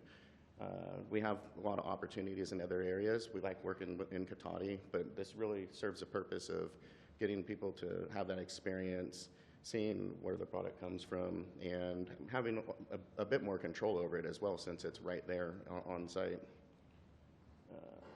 Distribution is, we really are not doing outside distribution. It's really designed to feed our facilities. We do have a couple other projects in the works, so really distribution, our distribution will be pretty low impact just due to we're only servicing our own companies. Storefront looks the same, as we're not making any changes there other than moving into the spaces next door. The video that you watched in the cultivation room, I don't know if anybody noticed, there's windows, the outside windows shining in. That's not going to be there. We will have a very secure system, an extra wall there that will prohibit anybody from even driving through. After the gun store got driven through, we went and put bollards behind every single door that we possibly could. We didn't want that to happen to us.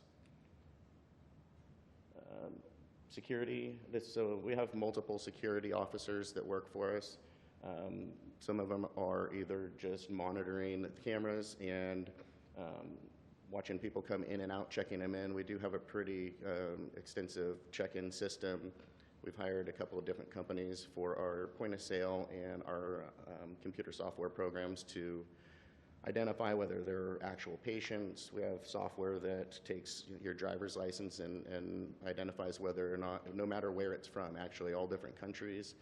It's updated regularly, so if you come from Canada, we can identify if your driver's license is valid, or if you're over 21 years old, if you're an adult patient or adult customer, or if you're a patient, we still have to make sure your driver's license is valid. Here we have a security monitoring room. You can see there's nothing on there just because we don't want to show you everything. You're welcome to come in and look at that, but we just built this out. We will have 24-hour monitored security as we do now. This gives us a full view of the whole facility, and there's a lot of really cool features. I kind of saw your guys' setup in the police office with all the monitors, so I stole the monitoring station there from you guys. I thought it was a good idea. Check-in, it's the same process as we've gone through before, just a little larger. Creating a bigger facility and allowing for us to have more registers is actually going to streamline the process and reduce the impact that we have on the parking lot. Because you can imagine right now we have a turnaround time that could last 15 minutes. So if somebody's there for 15 minutes, that parking spot's being taken up for 15 minutes. If we can get people in and out in 5 minutes, think of how much more parking we'll actually have. And that was kind of a long thought out process on how can we navigate through this. We're not really restricted parking, but we want to have less of an impact instead of more. Displays, they're all in locked secure cases, as well as test results.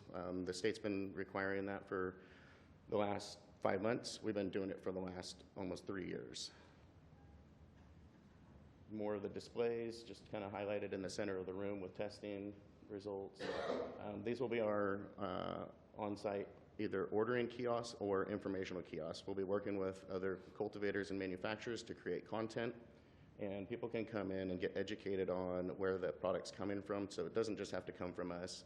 We'll work with them to create the content so it's accurate, and people can come in and actually understand where their product's coming from and why they should be, like I say, using or a dispensary, not just us, but all dispensaries as their source of product. Secure checkout, like I said, there will be no product up on the retail floor. It'll all come up through the tube, which we didn't put in the video. I thought it would have been cool, but that didn't happen. Viewing window from the sales counter into the extraction facility, kind of a nice little touch that this doesn't really exist anywhere right now, as far as being able to have access to seeing both of those uses, cultivation and the extraction facility. And then, like I said, you have the cultivation window that you can look at while you're setting up. Kind of touched on the cultivation of the other facility, same system, same methods, and we're really proud to kind of be bringing a lot of this to market first. The lighting company that we're using, we were the first ones to R&D their lights. The manufacturer who's manufacturing sold his company for $800 million to Philips, so he has an idea about how LED lights work. He's the one that's responsible for bright LEDs, color-changing LEDs, and tunable, programmable. So he sold his company. He's been sitting around, masterminding other projects, and somebody came across the idea of, why don't we build these? So we're happy to be bringing this to market first. And that's all I have. If you guys have any questions. Well, you might have gone over in time, but you sure raised the bar on 3D presentations. Next time, Mr. Obid, next time we ask for some sort of visualization, I think the bar is a little higher now. Thank you, Brandon. It was only the second vision or revision of it. If you'd had the twos, that would have totally done it. I want to ask the council if you have any questions at this point for Mr. Levine on either of those two projects for now. We're good? All right, thank you very much. We might have to ask you something later, but for now, thank you for the presentation.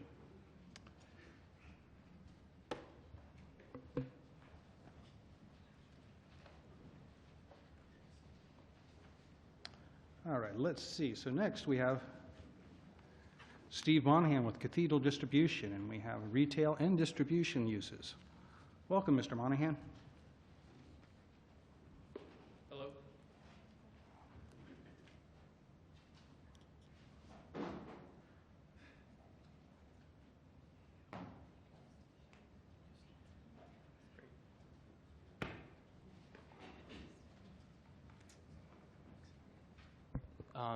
Thank you very much.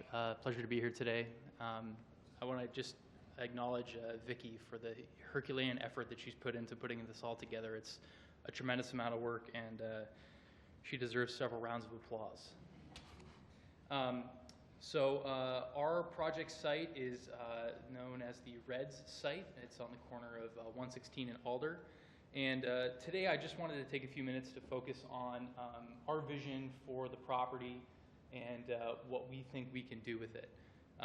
We've had our architects and structural engineers come through the project, and although the buildings look a little beat up right now, they are in good structural shape. They're all built out of steel. They can be brought up to life safety code fairly quickly. I'm not sure if all of you are familiar with the Barlow project in Sebastopol, but we drew a lot of our creative concepts from that project. It's been very, very well received in Sebastopol, and it's very, very visually appealing. So we've really modeled what we think that our project can look like from that. So here are just some kind of conceptual renderings. The top one would be looking, I guess, northeast from 116. The bottom would be looking northwest from 116. So here are some kind of before and after shots of what's there now and what can be there in the future. These are just a few photos from the Barlow itself. We really like the greenscape, the good landscaping, nice clean concrete lines, a little bit of bat and wood detail. Nothing too complicated, but a very clean and beautiful look. Just a few more concept photos here. For the interior, these are some of the what we would design the interior of the buildings to look like. Just a nice, clean environment, very supportive to an upstanding business and a good member of the Cotati community. Our existing buildings are a bit beaten up, if you will, but we think that they can be brought up to code and be made to look very appealing and really add a nice entrance to the western gateway for Cotati. That's all I have for you right now. Are there any questions I can ask, or any questions I can answer? You could ask them too if you want. So I'm going to look at council real quickly, see if we have anything from Mr. Monahan. No? Very good. Love the Barlow. Good suggestion. Thank you. Thank you.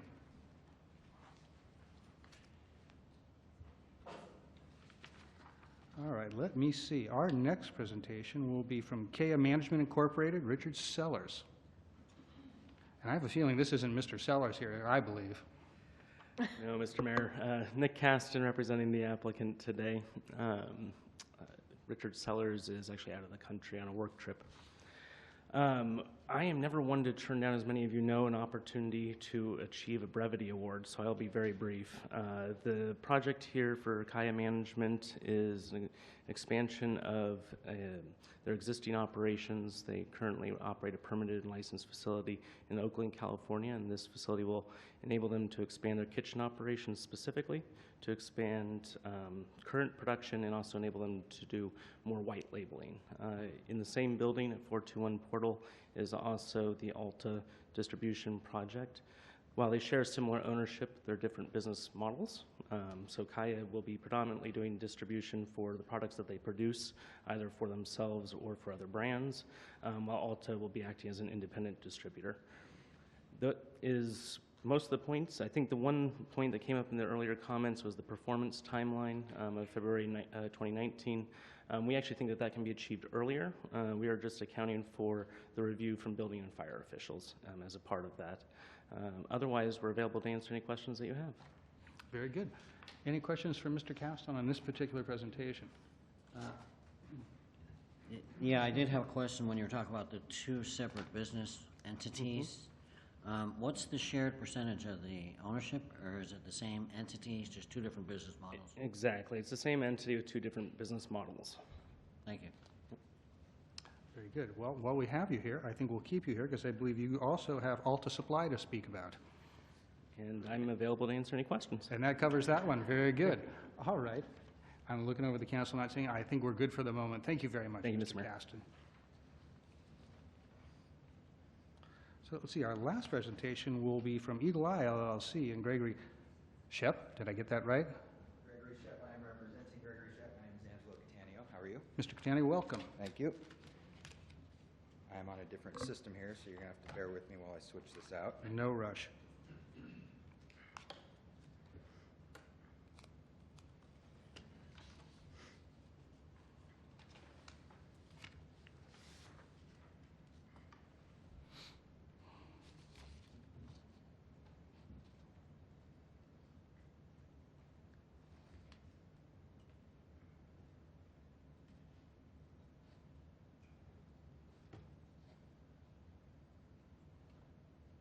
Okay, here we go. We are Eagle Eye, a professional cannabis company.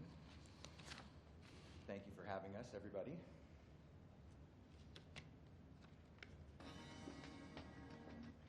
Okay, so we are going to be on Blodgett Street in Cotati. We are a commercial cultivation, type 7, and distribution center.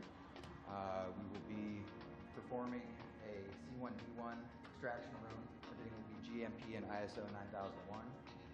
Everything will be designed by professional designers from Precision Extracts and from some local engineers that we work with as well. We work hand in hand with Precision. They've done over 100 laboratories throughout the nation and are very well versed. They have some of the only equipment that's actually OSHA certified, so we are very much focused on safety and compliance in that realm. We want to make sure that all of our scientists and extraction technicians are first and foremost safe and working with compliant measures.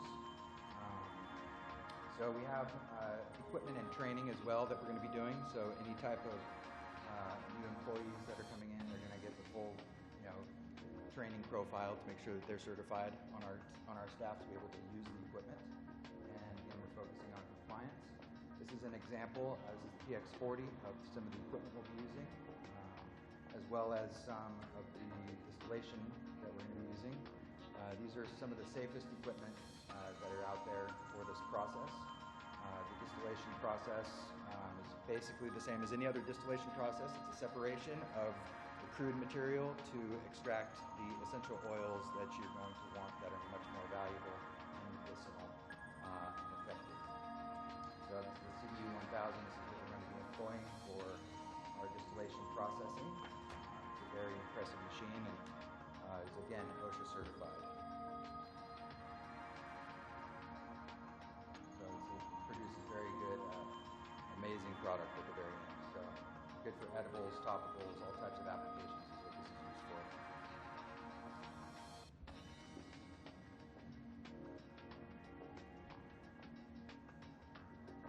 So we're going to go into the cultivation now. It's going to be medical and adult use cultivation. We will be using the Atrium grow systems, which is all aeroponic. This is all extremely efficient with water usage, so we want to create a very low water footprint. It comes with an app manager called Guardian Grow Manager. It's pretty high tech, controls all of the drains in your system, make sure that you don't have any clogged arteries or sprayers, any pumps that are going out. You can control the humidity. Everything goes through an app on your phone, so you can stay alert at all times. It's scalable. You can do 1 or 2 trays, you can do 20 trays. Everything is very much geared towards the commercial agricultural side of things. We also will be using LED lights. They are the most efficient by far and produce a very high quality product without creating a large energy use. These systems go from clone all the way to veg, so we will be able to do everything within that. And then beyond that, they go all the way to the flower station. There's 2 different systems that you get for this. But again, we will be having very minimal waste, no soil, no pots, same type of environmentally conscious footprint as our previous speaker. And we have a very high, harvest rates are very, very good on these units. We have a local ecosystem protection plan. It's what we want to, we want to preserve the local community around here by providing quality jobs, community enhancement, significant contribution to local tax bases. Our community enhancements are similar to what we do in other areas. We do the Solano AIDS Coalition, we do the Diabetes Bus, and the Military Veterans Alliance. We work very closely with these associations. We have a detailed security plan that has cameras, armed guards. We have an efficient air filtration system. It's going to create an odor-neutral environment around the facility, so you won't be able to smell anything. We're also going to be composting using a Bokashi cycle compost that's going to be going back into our fermentation for our teas to be nutrient. And we're going to be using a water recycling system that's going to recycle all of our water and that footprint down. We're working with Sonoma Clean Power, making sure that our energy usage is very low. And we want to basically be a business that Cotati can be proud of. So, thank you very much. Do you have any questions? I'm going to look to the council, and we have at least one question.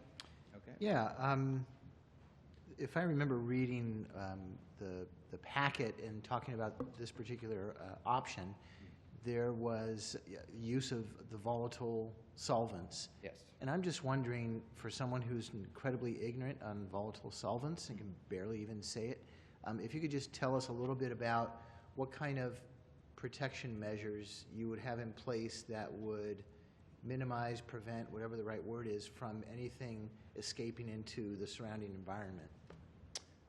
As far as explosions and things of that nature, or as far as toxicities and pollutions and things I'm of thinking that nature? something not as dramatic as explosions, although Okay. those are important not to have. course, I yes. get that. But I was just thinking more of just the emission of Okay, emissions. Yeah. Yeah. So that filtration system is called it is a vortex system that's basically used into the central HVAC.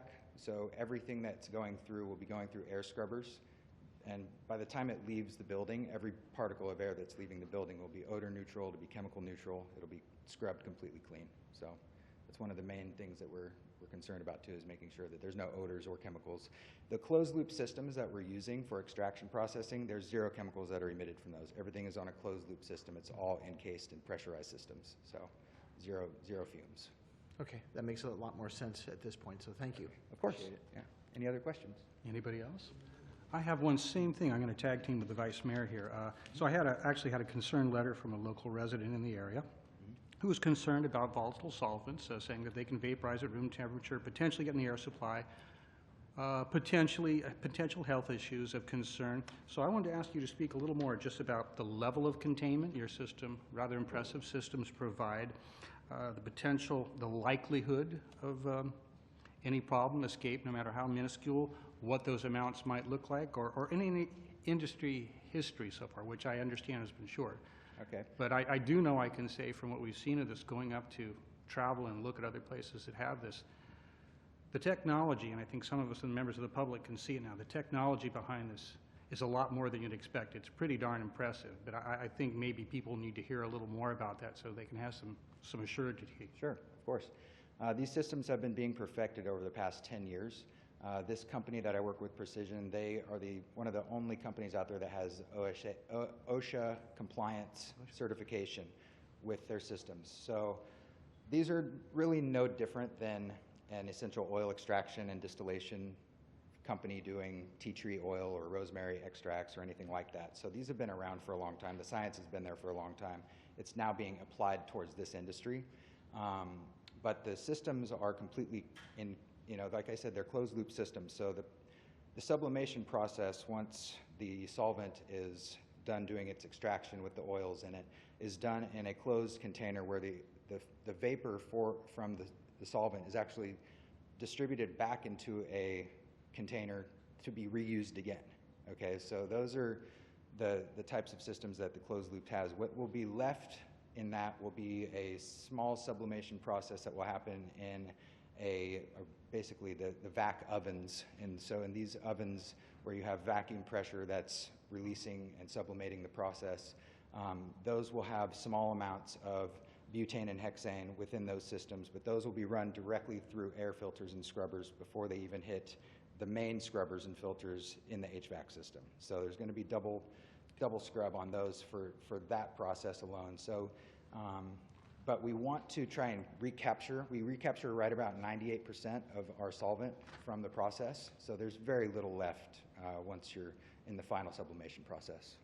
So basically, we have OSHA certification for the machinery and the various systems, double scrubbing on some of the more concerning areas, and 98% reuse. Yes. Of the gases involved. And we'll be ISO 9001 and GMP compliant, so we will have a PhD certified ISO certification. So we'll have SOPs, which are standard operating procedures, that will cover all of those things. So in order to maintain our ISO certifications, they can come in and do an interior audit at any time. So we need to make sure that in order to keep those certifications in place, that we are actually doing exactly that. And by that process, we will be eliminating all fumes. That's a good standard. Thank you. That's very helpful.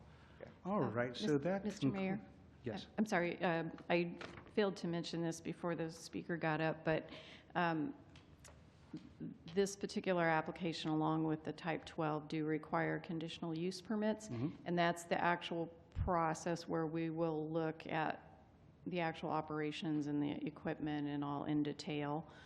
So the public commenter, as well as, of course, any member of the general public, can be assured that through that conditional use permit, that's the process where we'll be looking more closely at the equipment and the measures. And similarly, the neighbor to this particular development went through that process a year and a half or so ago for a different process, but because he was using volatile solvents. So there will be a follow-on process where we can get into more detail. Excellent. I think that's what the public wants to hear. That's very good. All right, so I have a request for a very short break. So we've completed our presentations. We're going to come back for council questions to staff or presenters. Then we'll open the public hearing for public comment. But I will keep this very short, 5 minutes, all right? Very good. So we'll take just a short break, everybody. Thank you. Was that an implied threat?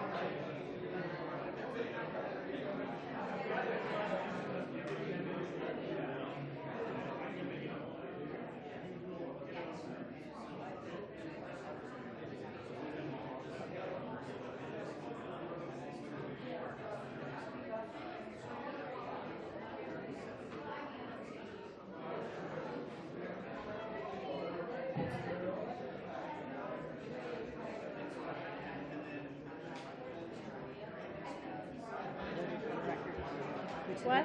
Like it noted for the record that you live in the council. Oh, I know. Ready to go. Mark can't help himself.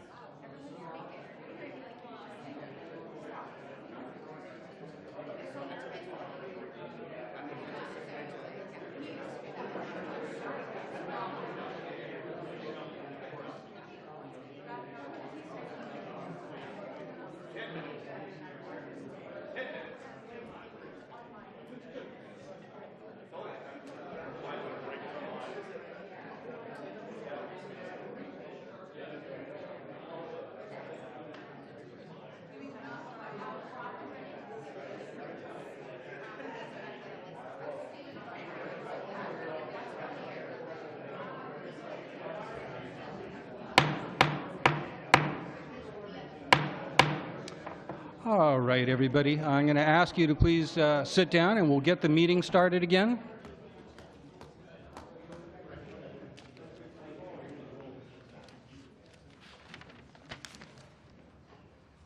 Always impressed when I get to use this. It's so small, but it's much louder than the one of the Board of Supervisors, and I kind of like that, so that's good. All right, so we are back. We've had our presentations, so I'm going to bring it back to council now for questions to staff or any of our applicants, and just open and see who would like, if anybody would like to go first. Not at the moment. I may have some. Well, the moment's fleeting. All right. Well, I will get back to one thing that I had asked for. And I don't think this is going to be a problematic request, but I didn't hear anybody mention it, so I want to circle back on residency. You may remember I was looking to ask everybody if I could have a thumbs up from you on significant demonstrable preference for local hire in the order of City of Cotati residents first, followed by Sonoma County, and then failing that, anything outside that, of course. I'd be looking for that, and I'd also be looking for a good, strong local marketing campaign in that. Again, for you guys, probably not a hard push. We're looking for the local newspapers, the PD and the CV, certainly, and any other good social media that you have to make sure the word gets out to our local people so they actually know about this. So I'm going to look around. I'm going to just ask if anybody thinks they can't accomplish this, if this is too much for the budget, raise your hands now, because I'll be asked this to be part of the agreements when they come forward. Good. Please. Go Local. I'm sure you guys are familiar with Go Local, and they'd also like to offer the opportunity for the other operators to team up with them as well. You guys all know what Go Local is, I'm sure, but the audience might not. It's a program to promote local commerce as well as local hiring. So if any of you guys want to join on board, we can put you in touch with Terry, and Terry would get you guys a membership and start from there and see where that goes. Very good, thank you. Any comments from anybody else? Good, I'm good. I'm glad to see that's an easy one. All right. I have maybe another one now. Please. Now that the time's not up yet. I may have missed it, but in all of the projected projects where there'll be significant building changes and designs, are we looking at mandating or encouraging solar on these properties? We currently, the only one that would have a code mandated solar requirement would be the new construction.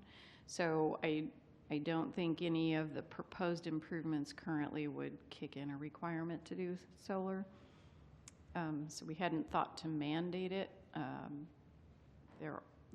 What we had done was asked for proof that their operations would not exceed the energy usage that was already allotted to the building. And by allotted, I really mean what it was designed to require or to operate. So that was our threshold, was just to make sure that the energy requirements weren't exceeding what the building would use occupied by anyone else, by any other business. So even on 116 and that potential development there? The 116, because it's new construction, would now have a new solar requirement, yes. Okay.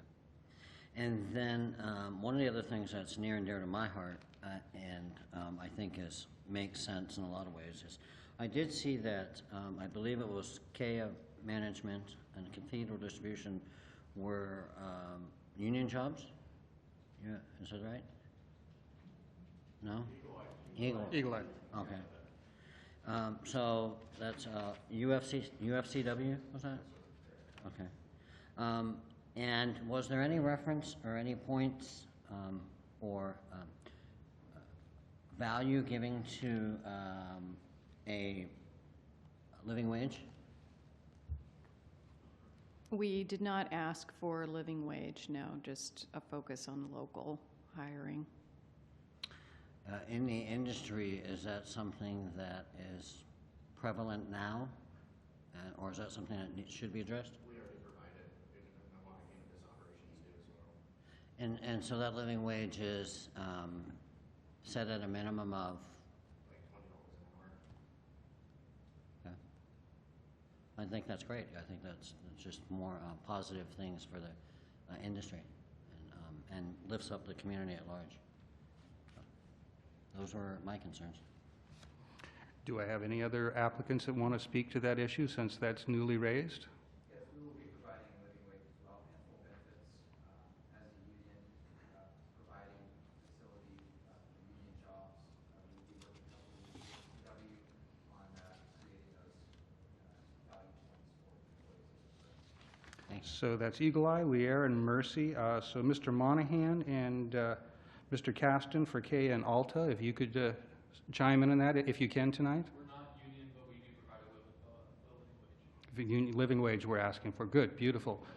And the wages are all standard and living within the districts we provide that as well.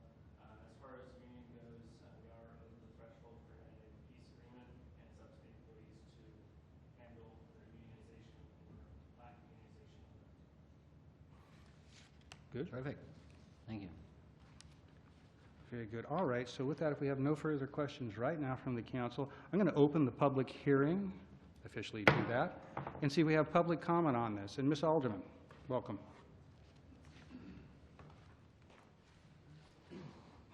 It is so interesting that you're interested in explosions in Cotati when there were 6 explosions next door and you did not, in a residential area, and you did not act for over 2 years. A couple things you're not addressing. The traffic. There's supposed to be $10 million worth of improvements on Highway 116 where all of these are. All the cars for the dangerous West Cotati turn know how to do that. We put new people in there. There's going to be car crashes. Right now, everybody knows what to do, but you put people who have no idea of what to do, and you have no funds to improve that. You've saved up nothing for all this. The other thing is, except for the Blodgett Street one, these are all in the federal critical habitat of the tiger salamander. There is going to be a problem when, legally, when you're trying to put, it's still against the law for federal, with the federal for marijuana businesses. How are you going to get past the critical habitat of the tiger salamander building there? You're talking parking lots, you're talking remodels and everything. How are you going to do that? When it's the tiger, and it's within 1.6 miles of a breeding ground. You've got major problems with the feds. You can't just go through the state. You have to deal with the feds now. There's a recovery plan that's been signed for 2 years now. The feds are not going to like all this. The other thing is, when we were having public comment on this, we asked that it not, for crime reasons, all the businesses not be in the same area. They're in the same area. They're all on the west side of Cotati, near the freeways, near the highway, easy to get on, do a crime, get back on. Go through our neighborhood while they're at it, the West Cotati Avenue neighborhood. I can't even get in. The traffic is horrible, too. I can't even get into, next to Red's Recovery, I can't get into my vet's office because it's so dangerous. You're going to be risking lives without improving the traffic on all this. I applaud all these people, and it's great. I have nothing against pot, but have you asked anybody in Cotati whether they want this? No. And thank you, Ms. Alderman. Mr. Barrage.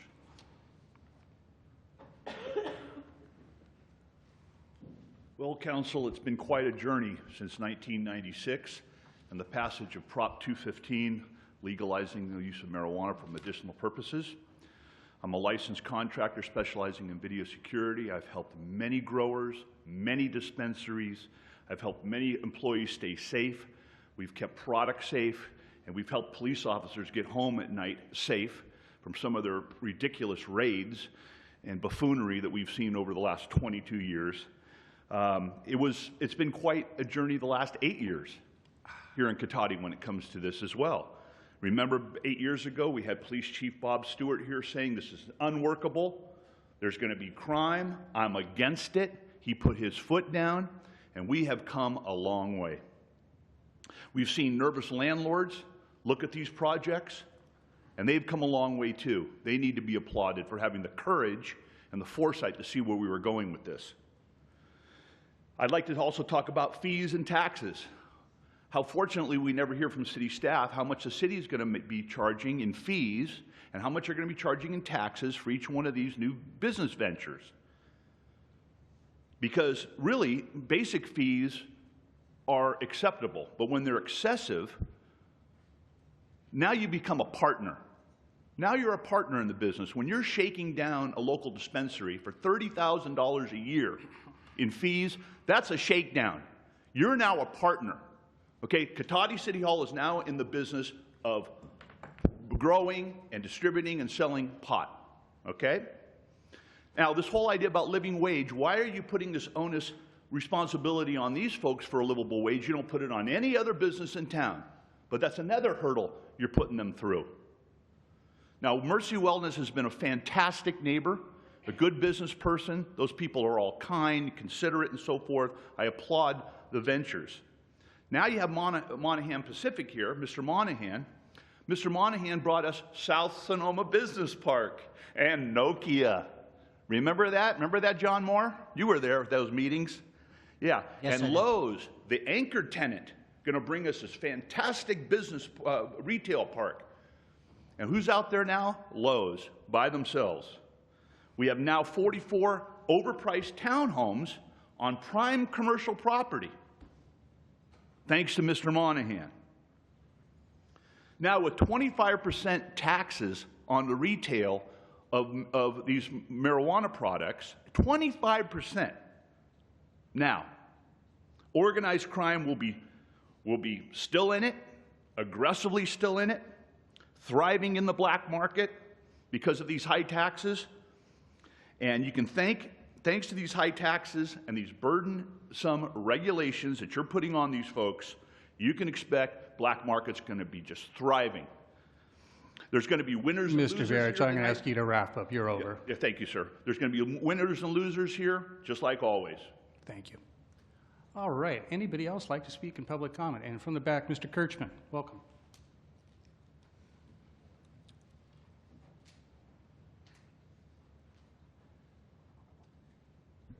First of all, I'm in favor of the cannabis industry coming to town. I think it may do for Cotati what the gambling industry has done for Rohnert Park.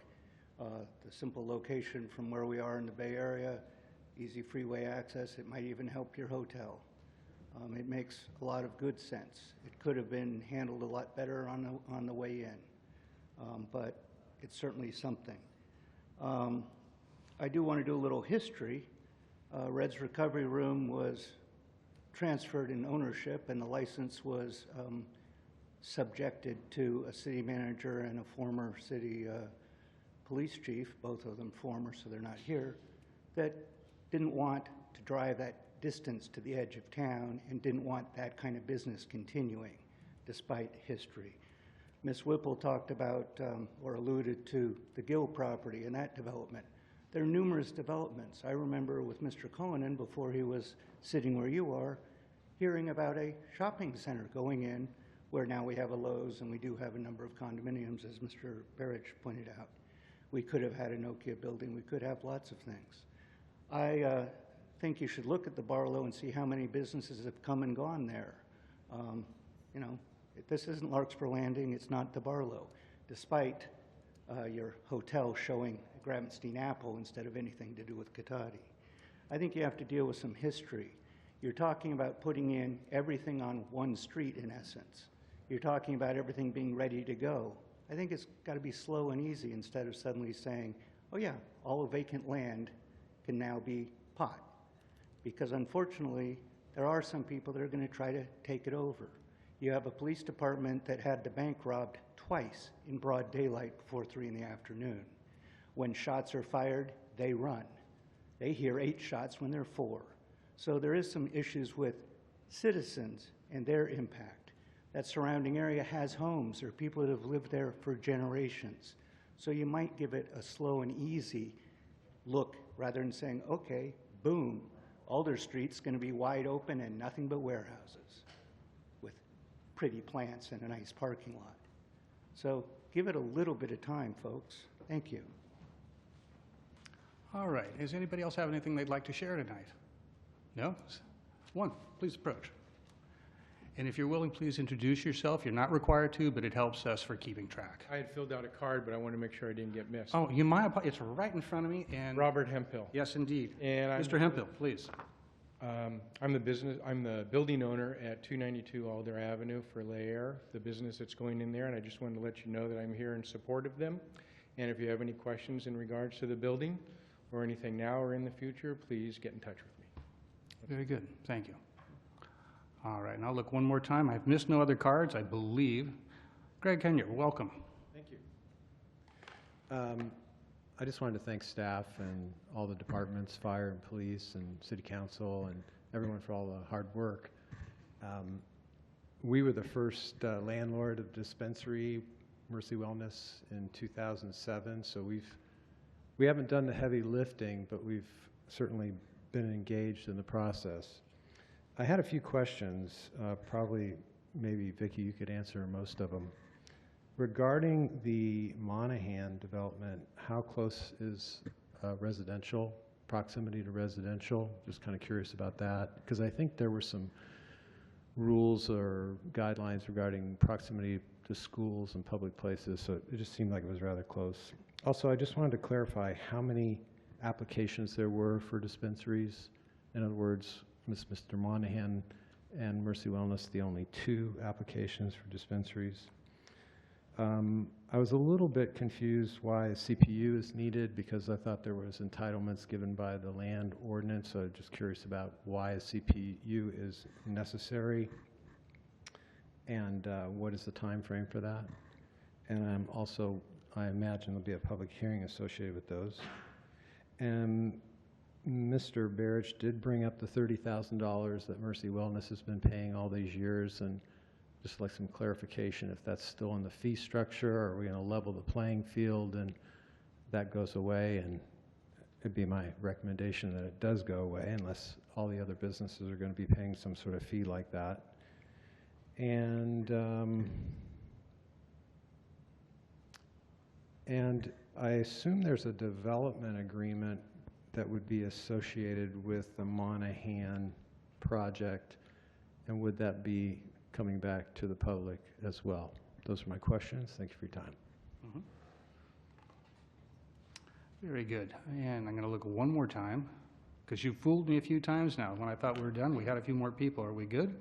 All right, I'm going to close the public hearing then, and bring it back. So we have a few questions for staff before we delve into those. I wonder, Ms. Parker, if we could just talk a little about the timeline. We've had, 8 years now working with Mercy Wellness? And then talk a little about the timeline, the years that basically been involved in moving to this point, just so the public understands this isn't a last-minute process that's happening here. Yes, Mercy Medical was our first dispensary, and they began operations after the city adopted Chapter 8.24 of the Municipal Code, which allowed 1 dispensary. And so Mercy successfully was awarded that permit and has operated there since 2009-10 frame, and has come in every year for a renewal. And they've been very successful, and there've never been issues that question the renewal of their permit. They were at that time required to pay a fee to offset what at the time we were unsure would be the hit to public services. So there was a fee imposed on them, a public services fee, and that was allowed under Chapter 8.24, the dispensary chapter. So when we adopted our new regulations, we coincidentally repealed Chapter 8.24, so the cannabis tax revenue that they will be paying replaces that fee, and all of the operators are charged taxes based on their gross receipts and depending on the rates that were adopted by the council in the tax ordinance. So basically, there's been huge rush to get this to market from planning? No, as much as we like to rush things, we're rarely able to. So we began this process last summer to try and get the tax ordinance on the ballot for November 2016. So the first piece was the tax ordinance, and that went through at least 2 public hearings, and then we brought back the land use ordinance, which had, if I'm remembering correctly, 3 public hearings, 1 with Planning Commission and 2 with the City Council.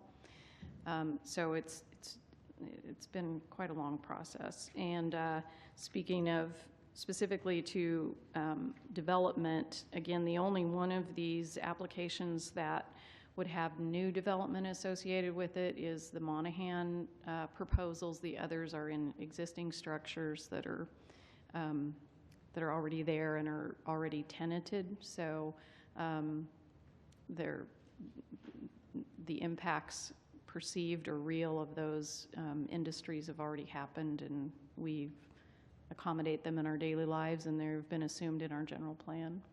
And I believe in terms of applications for dispensaries, at this point, we only had 2 that cleared the bar? We did only have 2. At this point? There's a limit of 2 under our ordinance, plus 1 non-storefront retail, which we have included in the business park. And so, to be clear, these are the industrial type uses such as manufacturing, labs, distribution and warehousing. Those are located in the business park because that's where non-cannabis industries that do those functions are located. The retail is located on a retail corridor. So that was the logic behind the locations that were compliant with the ordinance that we passed in February. In response to the spacing question that Mr. Inyart raised, the proximity of the Monahan properties to the nearest school is over 1,000 feet, and the requirement is 600. So it meets that spacing requirement, and residential is, if it's a mixed use, that the mixed use residential doesn't have a spacing requirement, it has a disclosure requirement to future residents. If it's existing residential, it's 100 feet. So the Monahan project meets both of those spacing requirements. The question about CUPs and why those are required, there were 2 application types that we added an additional requirement for a CUP. That was the type 12 because it includes manufacturing as well as retail, and the retail, how that would all work, we weren't quite sure what issues would potentially be of concern. So that has the additional hurdle of the CUP. And as I mentioned briefly before, the CUP for the volatile, the CUP for the other application is there simply because they're using volatile solvents. So those are the only 2 types that have the CUP requirement.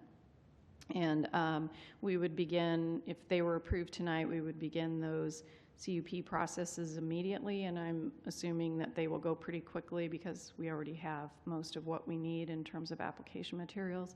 So I'm assuming something like 60 or 75 days, and those would go to the Planning Commission through our normal process and public hearing noticing. Good, very good. I think that covers all the comments that I had jotted down here. So I'm going to look back to the council to see if there's any more question or discussion from anybody. Vice Mayor. Thank you. I do have a question. I know it was stated that, you know, the city is imposing 25% taxes, and I thought it was like a 2% maximum. 2% of like gross receipts. I don't know if I have that straight or not, but I just wanted to clarify that for the public because that's a huge difference. Yeah, I'll just say I think that my speculation is that number came from a combination of the state excise tax, which is 15% plus a state sales tax, which is another 9 1/8. But when a statement's made that the city is robbing the businesses by a 25% tax, I don't think we're not instituting that large of a tax, right? We so as part of the state sales tax, we have a Bradley Burns share, and then the Measure G share, and then there's the cannabis business tax, which varies depending on the industry segment.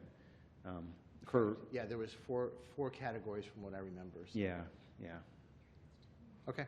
I just wanted to kind of clarify that. And on that topic, I wonder if you could just elucidate for a second for the public the fact that we have certain caps that we voted as part of our ordinance, but we're starting notably below those for the first few years in an effort to support the community in a somewhat different aspect than the state. I would hope you would feel at least. Yeah, so our cannabis business tax, where it was initially set for the first 3 years, mirrored Santa Rosa's rates, who went a little before us. The difference between us and Santa Rosa is they would be looking at changing their rates within the first 2 years, and we extended it by a year, so within 3 years. And also, I will say that that our rates currently are significantly below statewide averages. So we've heard that as well. That I'm not sure that's good news or bad news from a council perspective, but it might make the audience happy at least. So there's some bit of good news there. Well, I think it fosters a business-friendly environment for the emerging industry. Yeah. Very good. All right. So I'm going to look again now. So this brings us back. We have 8 permits, 8 resolutions starting on page 139. So for the Monahan ones, we do have to include an agreement in the timeline, correct? And then secondly, I should check with staff. We had some language requiring local jobs, and we also had some language about local hire, living wage. And if you could just kind of give me back what you've captured there and make sure it meets what the various people discussed. Yes, I hadn't had a chance to wordsmith it at all, but the vehicle where we could add the requirement for a local preference in hiring, as you said, first preference to Cotati, second preference to Sonoma County, and third preference to areas outside with significant demonstrable efforts toward local marketing. And then I'd have to spend a little bit more time figuring out how exactly to define the living wage. I need to look into that a little bit, but those would be applied as conditions to the cannabis permits. So we would add the condition language at the same place where we're giving the time requirement to initiate within 240 days. And then additionally, the Monahan projects would have a condition unique to them that there must be a requirement to execute the agreements to develop the property, and we would assign a time frame to complete those agreements and get them back to the council for approval. All right. And let me ask our city attorney, so we have 8 separate applications here and resolutions. We need to take those all separately, I'm guessing? Yes, I'd recommend that for the record. So this is the one time it's good to be mayor. So if somebody has the challenge to start these, please do. There was just a couple of broad comments I wanted to make. I do want to thank staff for this is huge workload. I also want to thank all of the people who submitted applications. They were incredibly thorough. Yeah. I mean, I was really, the last couple of days reading these hard, trying to find something I didn't like. I couldn't do it. I mean, I thought they addressed safety concerns, there was attention to detail, environmental quality issues, specifically water conservation and electricity. Those were addressed. And I also think, even though there's a timeline with the REDS proposal from Mr. Monahan, why would we not want to see some improvement made to that property?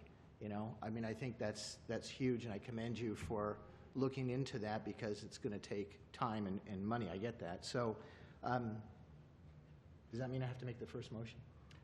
Yes. Now that I started all this? I think that's reasonable, unless somebody else would like to have a final comment on this? All of them? Sure, why not? No, Sue volunteered to do all 8. Nicely done. So just if we can generically add those 2 conditions to all of those, perhaps we can save Councilmember Harvey a little bit of work in how she lists these? Does that work? All right, take it away. All right, and I would just, before I make this motion, I echo the Vice Mayor's comments. I appreciate all the hard work that everyone has put into this because it was really a collaborative effort. So with that, I would like to make a motion of a resolution of the City Council of the City of Cotati awarding a commercial cannabis permit to Alta Supply for distribution activities under state license type 11A and 11M at 421 Portal Street. I'll second that. Motion and a second. All in favor, please say aye. Aye. Opposed? Abstentions? Motion carries unanimously. Okay. I would like to make a motion for a resolution of the City Council of the City of Cotati awarding a commercial cannabis permit to Cathedral Distribution for cannabis distribution activities under the state license type 11A and 11M at 8145 Gravenstein Highway. I'd second. We have a motion and second. Again, all in favor signify by saying aye. Aye. Any opposition? Abstentions? Seeing none, that motion carries. Okay, I would like to make a motion for a resolution of the City Council of the City of Cotati awarding a commercial cannabis permit to Gregory, I'll massacre this, Shope of Eagle Eye LLC for a small indoor cultivation less than 10,000 square feet under state license type 2A at 369 Blodgett Street. I'd second. We have a motion and a second. All in favor, please signify by saying aye. Aye. Aye. Opposed? All right, that motion carries. I would like to make a motion of resolution of the City Council of the City of Cotati awarding a commercial cannabis permit to Gregory Shope, Eagle Eye LLC for level 2 manufacturing and distribution activities under state license type 7A and M and 11A and M at 369 Blodgett Street. Second. Motion and a second. Again, all in favor signify by saying aye. Aye. Aye. Any opposition? Yep. That motion carries unanimously as well. I Okay. think we have a trend. Then I would like to make a motion of resolution of the City Council of the City of Cotati awarding a commercial cannabis permit to Kaya Management for non-volatile manufacturing activities under state license type 6A and M at 421 Portal Street. We have a motion. We have a second from Councilmember Moore. All in favor, say aye. Aye. Opposed? That motion carries as well. We're getting there. Yep. Like motion and resolution of the City Council of the City of Cotati awarding a commercial cannabis permit to Lier Inc. for small indoor cultivation activities less than 10,000 square feet of canopy under state license type 2A at 292 Alder Avenue. Second. Motion and a second. All signify by saying aye in favor. Aye. Opposition? That motion carries as well. Okay, then I move resolution of the City Council of the City of Cotati awarding a commercial cannabis permit to Mercy Wellness for small indoor cultivation less than 10,000 square feet of canopy, non-volatile manufacturing, distribution, and retail activities under state license type 12M and A at 7950 Redwood Drive, Suite 8. We have a motion. We have a second from Councilmember Skillman. All in favor, please say aye. Aye. Opposed? That motion carries. Okay, last but not least, I would like to move a resolution of the City Council of the City of Cotati awarding a commercial cannabis permit to Steve Moynihan for storefront retail activities under state license type 10 M&A at 8145 Gravenstein Highway. Do we have a second? Second. Do we need to amend that to add an agreement to that timeline? An agreement for a timeline to that particular It would probably be good for the record. I had a note to do it already, but it would be good for the record to state it. If we could add that, I can ask the motion if you're comfortable with that addition? Yes, I am comfortable with that addition. And the second? Yes. Very good. We have a motion, a second that's been amended. All in favor, say aye. Aye. Opposed? Seeing none? Congratulations to all. Thank you for your hard work in this incredibly difficult and impressive industry. Look forward to see what the future brings all of us. Congratulations to you.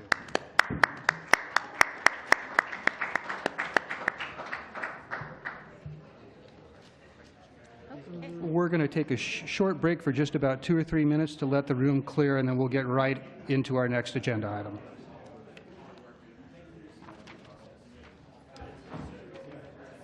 Susan. Whoa, that was some mighty council food. She stole your thunder, man. She stole your thunder. You always do that. I think for now we're going to have her do it. She's too good. I gave her my pitcher of water. Well, that helps. That's good, because I'm You'll probably need it. mine.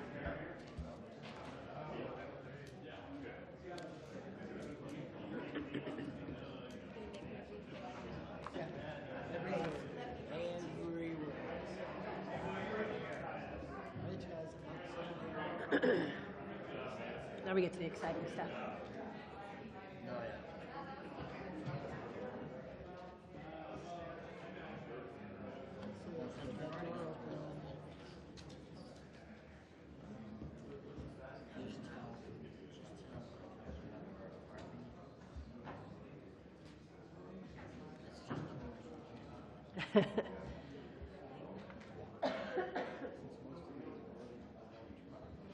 All right, Mr. Scott, I think it's getting fairly quiet in here. You comfortable with getting a start?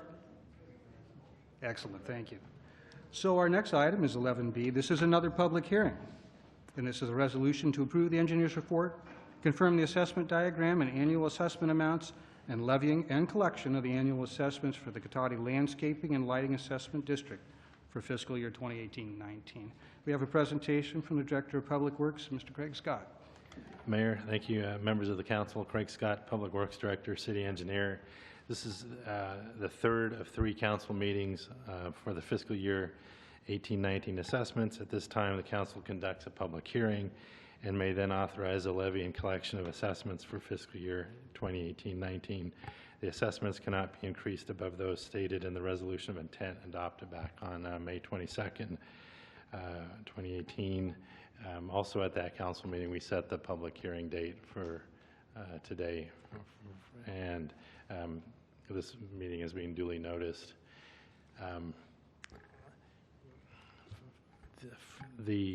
Just very briefly, these are the 10 zones and the assessments proposed for 2018-19. This is part of the annual routine process for setting these assessments and the levying of those assessments. Just a second slide showing what the reserves are projected to be, what they are at the start of the 17-18 year, and what they're projected to be by June 30th, just at the end of this month.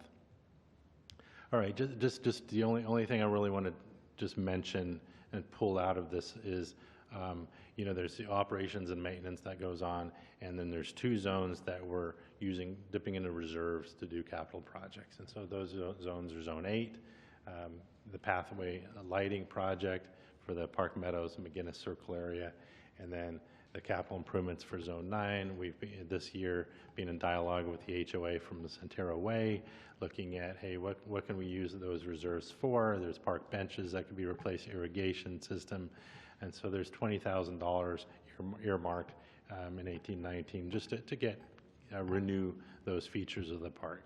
And we held we participated in the HOA meeting back on the 24th of May, and the board was unanimous in their support for doing those capital projects. Okay, so with that, we'd like the council to go ahead and hold a public hearing, get any public comments for those that are within or without the LAD, but particularly if there are any comments from any residents. And then subsequent to the public hearing, consider the adopting the resolution, which would approve the annual 1819 engineers report and then authorize the levying and collection of those assessments. Very good. So I can see if we have any questions for staff from the council. Councilmember Harvey. Yes, was there any discussion about the play equipment at Santero? I mean, it's pretty bad. If you could even call it equipment. Yeah, one of the important things is to document what we want to do for the upcoming year so that we can go forward and do those. That is actually specified in the engineer's report, to do an evaluation of that play equipment and then to put new ground cover on there to refresh that. But am I to understand that evaluation means just evaluation? We'll have to wait another year to do anything? We do, yes, basically. Yes. Yeah. We've got this year to take a look at the equipment and improve upon it. I think if it was an emergency situation or something, we could go forward and go to a board meeting and get their approval on it, on doing some actual upgrades to the equipment. Well, I would. I just will add to that real quick that the park master planning process that's underway right now, suggestions about that thing and other things in that park surfaced, and that's going to be coming together and coming forward for public review in the very near future. So that's going to be the springboard that Public Works would use to refine what the master plan recommends. I mean, there are a lot of folks out there, and it's really pretty dismal, to say the least. So I would hate for that to continue like this. Good. All right. Any other questions from the staff? Seeing none, I'm going to open the public hearing and see if there's any public comment in this. Seeing none, that is a very quick public hearing, and I'm going to close that public hearing and bring it back. So with that, now that we're doing this under one umbrella, we can do this as one. Yes, this is a definite improvement, Mr. Scott. Thank you for that. So this is much easier. So I'm looking for a motion to adopt the resolution. So with that, I move to adopt a resolution approving the annual engineer's report, confirming the assessment diagram and annual assessment amounts, and authorizing the levying and collection of assessments for fiscal year 2018-19 for the Cotati Landscaping and Lighting Assessment District for zones 1, 2, 3, 4, 5, 6, 7, 8, 9, and 10 pursuant to the Landscaping and Lighting Act of 1972. I'll second that motion. So a motion from Vice Mayor DeLasso, second from Councilmember Harvey. All in favor, please say aye. Aye. Any opposed? Seeing none, that motion carries. And Mr. Scott, we'll have you stay right there, because the next thing is item 11C, and this is another public hearing. It's a consideration of objections to report of sewer charges and penalties outstanding and adoption of a resolution approving itemized report of sewer charges and penalties outstanding and directing levying of assessments. Yes, this item, we have one sewer customer that has not paid their sewer bill, and so the city has the ability to hold a public hearing and levy the special tax, the assessment on their property bill, and that is simply what this item is about. So I would recommend the council hold a public hearing and then consider the resolution. Very good. Any questions for staff before I open the public hearing? Yes, isn't this the item we talked about repeatedly over the years where we were going to try to implement some more significant penalties for this to eliminate the additional staff time? Yes, we looked at this quite extensively last year, and we're right at where the penalty is set at by state law. And we just decided, hey, just get this thing through every year. This is an improvement over the years, actually. This is, yeah, so that's not a bad thing. Okay, thanks. Anything else from staff? I'm going to open the public hearing, see if anybody wants to comment on this particular item. Mr. Barrich. Councilman Barrich, Mr. Mayor. I was elected to the City Council. You were appointed because of your involvement in the recall. Listen, regarding this, the penalties at the maximum, There's another penalty which the city should remember, is when people don't pay their water bills, whether or not there are children in the house, elderly people in the house. Mr. Barrich, this is sewer we're talking about. I'm going to ask you Water, to stick I with think this. it's water sewer. Sewer. Not water and sewer. Not water, no, Okay. sir, sewer. Okay, thank you. Just talk a little slower. Thank you, sir. I'd be happy to. All right. So, seeing no other thing, I'm going to close the public comment and bring it back. Do I hear a motion for this? I would move to adopt a resolution approving itemized report of sewer charges and penalties outstanding and directing levying of assessment on the property tax rolls. I'll second that. Motion and second from Councilmember Skillman and Councilmember Moore. All in favor, please say aye. Aye. Any opposition? And that motion carries, bringing us, we have a triple play here tonight, Mr. Scott, to item 11D, and this is a subject of establishing outstanding backflow testing charges and levying of assessments. Yes, thank you. There is a state requirement that backflow devices, for those homes that have backflow devices, they get tested annually. So they're in good, checked to be in good condition, because it is a pretty critical device. These are on homes or businesses that have something on site that could potentially cause water to backflow into the city system. And a letter goes out, and these customers are then to schedule a backflow person to come out there and do the certification. If that doesn't happen, the city steps in and orders that service. And these charges that are shown in the resolution, these are the charges for doing that backflow certification. And these are the customers that did not pay those bills when we billed them. So we again resort to putting an assessment on their property tax bill. Very good. Any questions for staff from the council? Councilmember Harvey. This is, again, a question, does this have a penalty amount in here? Because these amounts seem kind of low.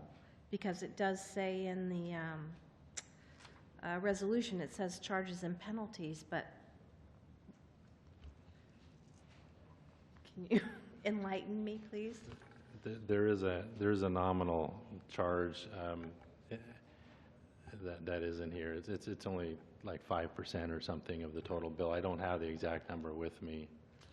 So But that, it's- is that again another the state thing where we can only Correct. put a certain, Yes, and what we have in the municipal code is what we're allowed to charge. And so our administration department does take that invoice and attach that 5% or so penalty to it. And it's not a lot of money.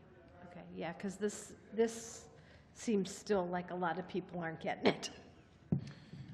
Yeah, that does leave me one quick question. I don't know if we have this. I'm looking at this. This looks, I think we have 26, 27-ish customers on here. Is that kind of historically where we've been at, maybe a little bit less? I seem to remember multiple pages in the past, a page and a half, 2 pages, but I'm just going to ask you and City Manager Obit, who went through this process It's a many pretty times. typical number. Yeah. Yeah. It's in the ballpark. Yeah, okay. But the fee that's being assessed, the $71, I think for a lot of homeowners, it's far more convenient than to get somebody to come out to do the testing, to just like, sure, bill me $71 and I wash my hands of it, so. Yeah, These are the And ones, they though, that didn't haven't pay paid it. the bill, though. Yeah. Right. So others are fine with that, and I agree, that's a good service the city provides. The problem is then having to go through the extra paperwork for those who then don't pay the bill. But Yeah, we're we have- limited on what we can charge. We're staying at a steady state or maybe decreasing a little. I will say that we did have some legal research done last year, and maybe Craig has a more vivid recollection of what the outcome of that was, but internally we'll talk about it, and if there's some adjustments we can make moving forward, we'll. Right, basically, I'm just looking, it's preserving the value of public funds. You know, that's a lot of time to spend on doing this. If there's a way to knock that number down without being unnecessarily punitive, that frees up staff time, saves the public money. That would be an advantage. And there's an additional cost to that, because not only is it our cost of our staff time, but then this has to get added to the property tax bill. So Exactly. there's additional, it's kind of It's not an easy cumulative, process. yeah. So, Agreed.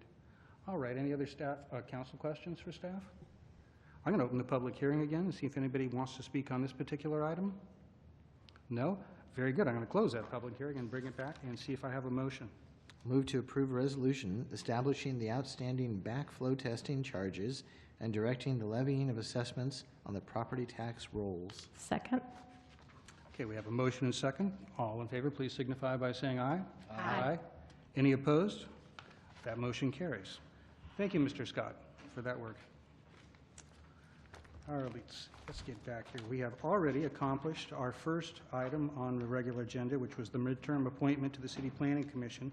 This takes us to item B, which is the adoption of a resolution approving the fiscal year 2018-19 budget. Mr. Mayor, if Yes. I may, I have utmost faith in Mr. Palazzo, but I don't know that we're going to get through this in 10 minutes. That's a So good I point. would move that we extend the meeting beyond 10 o'clock. We have a motion to extend the meeting. We've only got about 10 minutes to that time, so Second it that. seems prudent to do it now. Yeah. Motion a second. All in favor? Aye. Oh, good point. Thank you for reminding me. you, sir. Ladies first. This takes up I ask the council to please move the budget item to a time and date of another where it can be noticed. If it cannot be fully addressed at this late hour. It's over 150 pages. That's We read it. I'm wearing out. It's also the disabilities start kicking in, and by the time I'm not staying to. I'm probably the only one who read the budget, and I'm not staying to midnight. So I just wanted to let you know you need to really consider putting that budget item to another date. You can always hold a meeting next week. Thank you, Ms. Sullivan. Mr. Barrett. Council, I urge and recommend that the city adjourn this meeting to a time and place certain in the future. I agree with Ms. Alderman. This has been a power-packed city council meeting. It's gone very fast. There's been tons of information tonight, a lot of critical analysis, a lot of, great participation and great questions from the council and staff, but we've had enough. 3 hours is enough. You can easily adjourn this to a Saturday for a couple hours or put this on a future agenda. This is really burdensome for the public, especially those of us who work during the day, to go on any more than 3 hours a night. So please adjourn this meeting to a time and place certain in the future. Thank you. And thank you. Anybody else wish to speak in this before I close public comment? Going to bring it back. Yeah, as I mentioned, it is unfortunate it's a long agenda tonight, or comparatively. Most councils go much longer than 3 hours on a regular basis. But this needs to be done now. So that's basically the job we accept. Some nights we have short meetings, some nights we have long ones, and this is one of them. And I believe most of my colleagues up here, or a good amount of them, have to work tomorrow. So I feel almost guilty, but I will be getting up early at least if that helps at all. No. So with that, it doesn't. No, I didn't think it would. We have a presentation from our Director of Administrative Service, Norm Veloso. Welcome, Norm. Good evening, Mr. We didn't vote. Extending. Oh, I'm sorry. Completely passed that. Get a motion. All in favor of extending this to past 10 o'clock, please say aye. Aye. Opposed? Very good. With that, this time we really will have a presentation from Mr. Veloso. Good evening, Mr. Mayor and members of the council. Norm Veloso, Director of Admin Services. As always, we save the best for last, and tonight we're presenting to you the proposed budget for the city of Cotati.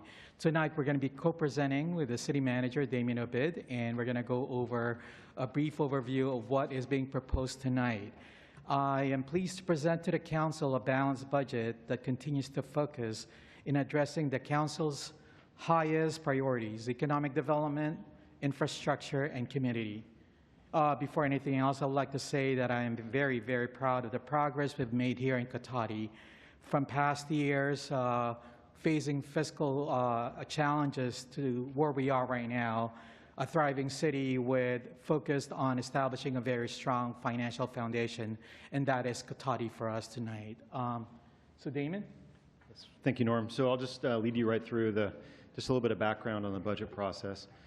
And as everyone will recall, we started off the budget process with the strategic planning. It was a public meeting back in March, and then We had a couple of budget workshops where we talked about specific budget numbers. And then this is the third meeting on the budget this spring to talk about the proposed budget for 18-19. And I will say that we'll talk about some of the specific changes that changed from the budget workshops, but it's largely the same as what you saw before in the budget workshops. So here it is, just again, strategic planning, March 20th. April 17th, we did the general fund study session, capital projects, and also transfers in and out. And we went into significant detail on the general fund at that meeting. May 1st, we did the enterprise and special revenue funds, as well as some capital projects. Again, we went into significant detail at that public meeting. So it's a long process to get to tonight. Some economic background that Norm was able to cobble together. Sure, I can get started on this one. I just wanted to mention to the council that the upcoming year will be a very healthy outlook for this, the U.S. The gross domestic product, which measures the nation's production output, is expected to have a growth rate of about 2 to 3%, which is very, very ideal. Not too fast, not too slow. It's just a perfect growth for the state, for the U.S.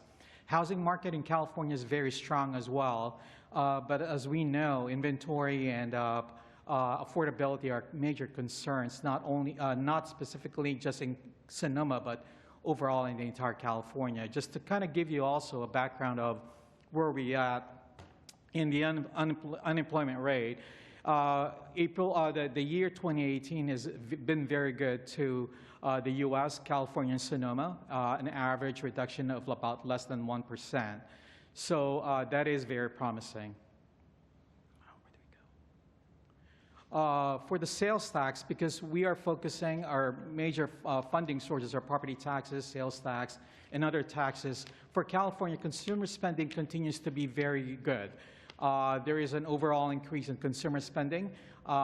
There's a solid increase in fuel prices and gains from building and construction supplies. And as we all know, as we discussed in the prior budget sessions, e-commerce continues to grow. Locally, the economy for Cotati is also is very strong. Our major industry, which is gas and fuel, is boosted by the strong gas prices. Building construction supplies is also an amazing leap for the city, and the growing food and drug sector, as well as positive performance in local restaurants. Just to kind of give you a bird's eye view of the housing report, overall in the U.S., the median home value is about $215,000, compared to that to the California was about more than $500,000. But for Sonoma, we're looking at about $647,000. In Cotati, we're looking at about $575,000, averaging a growth rate of about between 8 to 10% overall in the U.S., and expected to grow kind of like the same. U.S. about 6%, but average in California and specifically to Cotati is about under 10%. For people that are renting, average U.S. is about $1,650, but for Sonoma, we average about $2,800, but for Cotati is about $3,000. So as you can see from here, housing is a major issue in Sonoma, California, specifically in Cotati. All right, so let's go through the general fund, just the highlights. So operating revenue for 18-19 is proposed or is estimated at $7.4 million. Operating expense at $6.4 million. So revenue exceeds expenditures by $1 million. Operating revenue exceeds operating expenditures by $1 million. And then the budget is estimated to end the year with a net operating surplus, like I just said, for $1 million, and the ending general fund balance of $4.6 million, which is which equates to a 75 or 72% reserve, which is significantly in excess of the 25% required reserve. Yeah, this is 47 above our required reserve of 25%. Revenues, just by major category, property tax and sales tax are showing small increases or projected to have small increases. License and franchise fees are shown flat. Other taxes, that is primarily cannabis business tax, is showing an increase. The percentage is large just because the dollar amount isn't huge yet, so small dollar figure changes make large percentage changes. Departmental charges, we're projecting some higher level of revenue from what we project to be departmental charges next year. These are largely charges for services that the departments provide. So you can look at these numbers as largely offsetting salary and operating costs. And consistent to being fiscally conservative, I just want to mention as well that, as you can see from there, the assumption for the other taxes is only representing a 1 permit. Tonight we awarded about 8 permits, but in the upcoming fiscal year 18-19, we are only representing a 1 permit for that other taxes. And then finally, other agency fees, that is primarily SSU dispatch services. The large increase is really just between the estimate and the proposed. We thought we'd be underway sooner, but it took longer than we thought to get the communication system going. So for expenditures, we're continuing to use the allocation methodology for shared indirect expenses across city departments, which is something we've been doing for a couple of years now. All of the expenditures do include previously agreed upon MOU changes, and they also reflect the personnel changes that were part of tonight's agenda earlier for recreation. And I also wanted to add that the expenditure highlights also cover pension payments, including a lump sum payment of the unfunded liability due this fiscal year, next fiscal year. And also this one includes allocation of indirect costs, and that service has been updated to reflect the highlights on the expenditures, as well as various transfers to supplement capital projects and funding of the compensated absences and vehicle replacement, as well as covering general liability increases in insurances. All right, so this is just the allocation methodology based on it. It's an FTE, full-time equivalent methodology that we use to allocate indirect expenses. And what we mean by indirect expenses are overhead type expenses like auditing, financial reporting, legal, general counsel, insurance, citywide technology, data management, all that kind of boring stuff that you need to do behind the scenes to run any organization. So we had some transfers in from some special revenue funds to the general fund. These include the COPS grant, which is the annual grant that we get from the state, BSCC grant for special enforcement activities, and Prop 172 money, which we also get from the state. We're proposing to transfer out from the general fund to other funds, primarily the capital fund of $1.2 million, and the grant, there's proposed to transfer out to the grants fund, which consists of some funding for East Cotati Avenue paving to match a grant, as well as some funding for the wayfinding program. Compensated absences that Norm just talked about, this is the first year that we would be doing that. In prior years, it'd be basically part of the general fund, and for compensated absences, they'd be absorbed. And so it created some variances in expenditures from year to year, depending on how compensated absences were actually paid out. So in this proposed budget, this is the first year that we're taking the compensated absence dollar amount and putting it in a separate fund, so that if there's a compensated absence payout, it won't hit the general fund expenditures. It'll be a separate expenditure. And then vehicle replacement, this is a multi-year thing that we've been doing for a while now, and that's just continuing to put money into the vehicle replacements to be able to replace vehicles without it hitting the general fund every year when you replace a car or a truck. And then capital project funds, just some highlights. The grant-funded project summary. School Street Pathway, which is block grant funded. Wayfinding program signage, it's funded through an MTC grant, but also, as you saw, there is some general fund money in that as well. East Cotati Avenue paving project. This is the repaving of East Cotati between the railroad tracks and Sunflower Park, the city limits there. This was a federal grant, but there is some local matching money from the general fund, so that's also part of that. And then equipment summaries. We have 2 vehicle purchases, one out of Fund 605 and one directly out of the Vehicle Replacement Fund. And these are just like utility vehicles, one a police car. And then parks include funding for Veranda Fletty building improvements, and then the streets. I talked about the East Cotati Avenue paving. There's also safety funding, which you see on the next line there, and then a significant amount of money, which is the large bulk of it would be going into the L section paving project. That's going to be happening this summer. And then some funding for the benches on the mosaic walls at the gateway.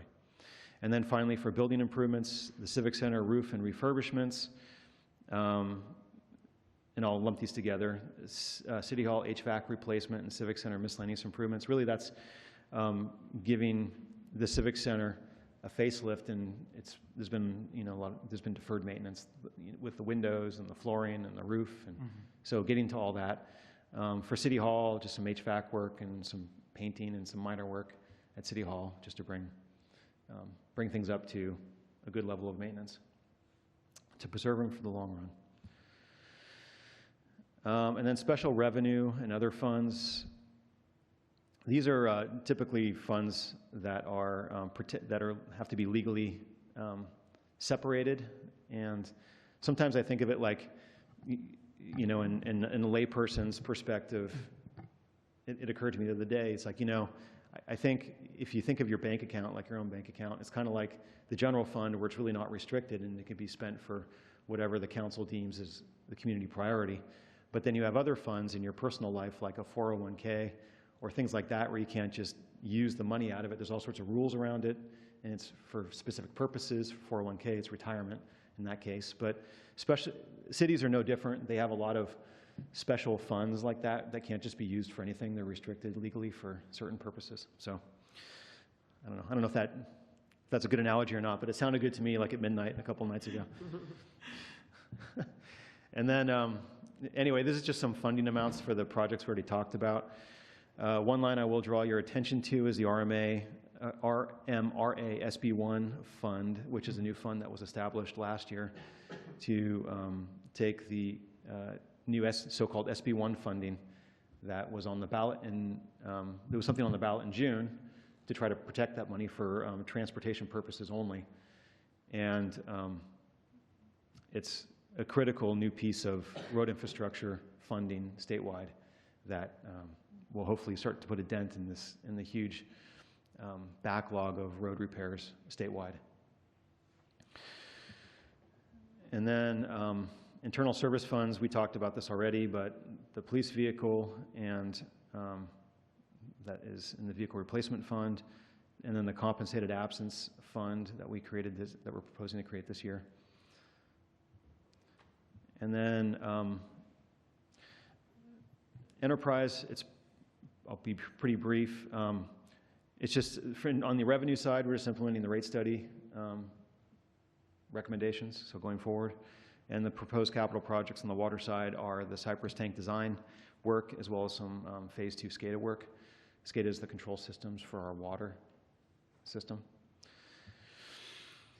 And on the sewer side, so again, implementing the sewer rate study recommendations. Connection fees, this is both on the water and sewer side, are just based on a real conservative estimate of what kind of development we'll see next year. And proposed capital projects, the P1 pipeline is shown at 2.8, and the SCADA Phase 2 at 5,000. And one thing I will say, Norm touched on it earlier, but the sewer enterprise had made a loan to the general fund that the general fund is paying back in its entirety this year, which is why this sewer funding for the P1 pipeline is a little higher than you saw last time. And it's also why the general fund reserve amount, it was like 90-something% last time you saw it in the study session. A significant part of that is because because the funding's there, we're proposing to just pay off that loan, save the general fund the interest, and help the sewer fund. Yeah, I was just going to say, this is a prepayment. It's not scheduled to be paid, but it makes sense because currently the general fund has so much funds in there that we are still meeting the reserve and still we are above the reserves. And so to be able to pay in full the loan to sewer and create excess, to create additional funding for any other projects for sewer makes sense for us to prepay that loan. And then the last thing I'll just leave you with on this particular slide is we have put the P1 pipeline out to bid, and it came in around $4 million. So we're not proposing any changes to the budget at this point. We're going to explore alternatives, and we'll be bringing it back to council at some future date. And I just wanted to point out as well, Damien, that currently with the $2.8 million of expenditures that we are budgeting for the P1 pipeline, at the end of we are showing an ending fund balance of more than $1 million still at the sewer. So if whatever the council decides, this is still a much healthier fund balance at the end with a $2.8 million showing as a proposed expense. All right, so just to wrap it all up, through all of our public workshops, the council has continued to, and it's reflected in this budget, prioritize economic development, infrastructure, and community projects. And this budget is, as Norm said, it's fiscally prudent and based on the strategic and fiscally conservative spending, which maintains the required reserves of 25% in the general fund, and in fact is proposing 72% reserves in the general fund, which is well in excess of 25%, and maintains the core government services and ensures a strong financial foundation moving forward.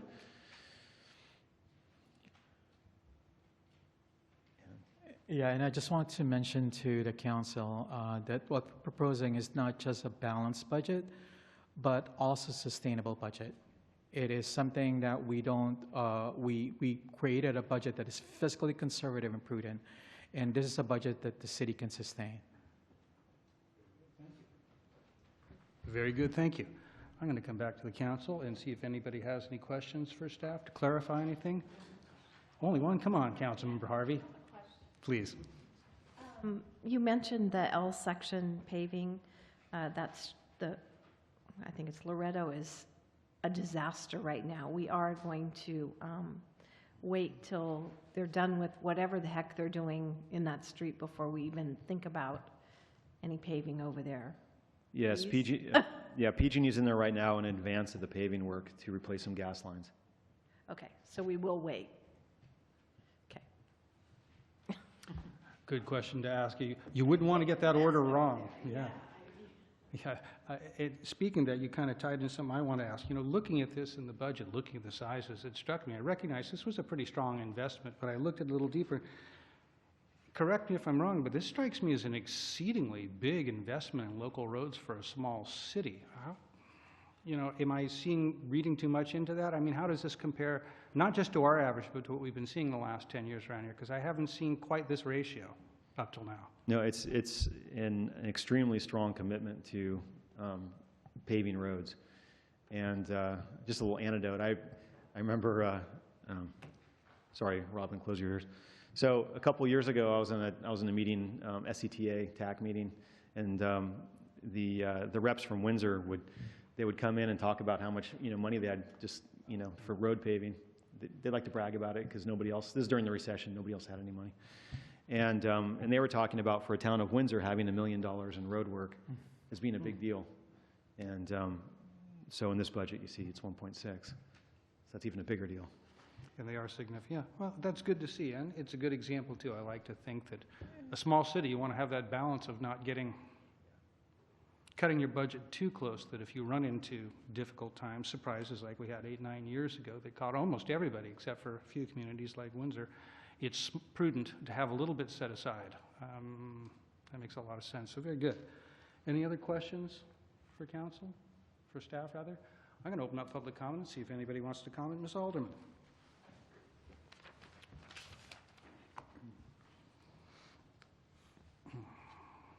The sewer fund, the P1 sewer fund, you were draining all of it to get to, it was like 3.6 to completely get it gone. So you're hitting, and it's more like 4.1, the lowest bid. Nobody came down.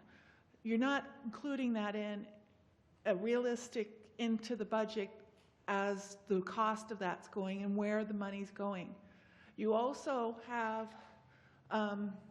the Cypress tanker. One of the tanks in a couple of years is going to be a couple more $1 million to replace, and you drained all the sewer and enterprise down to nothing. You're putting this all for the hotel. It goes hand in hand.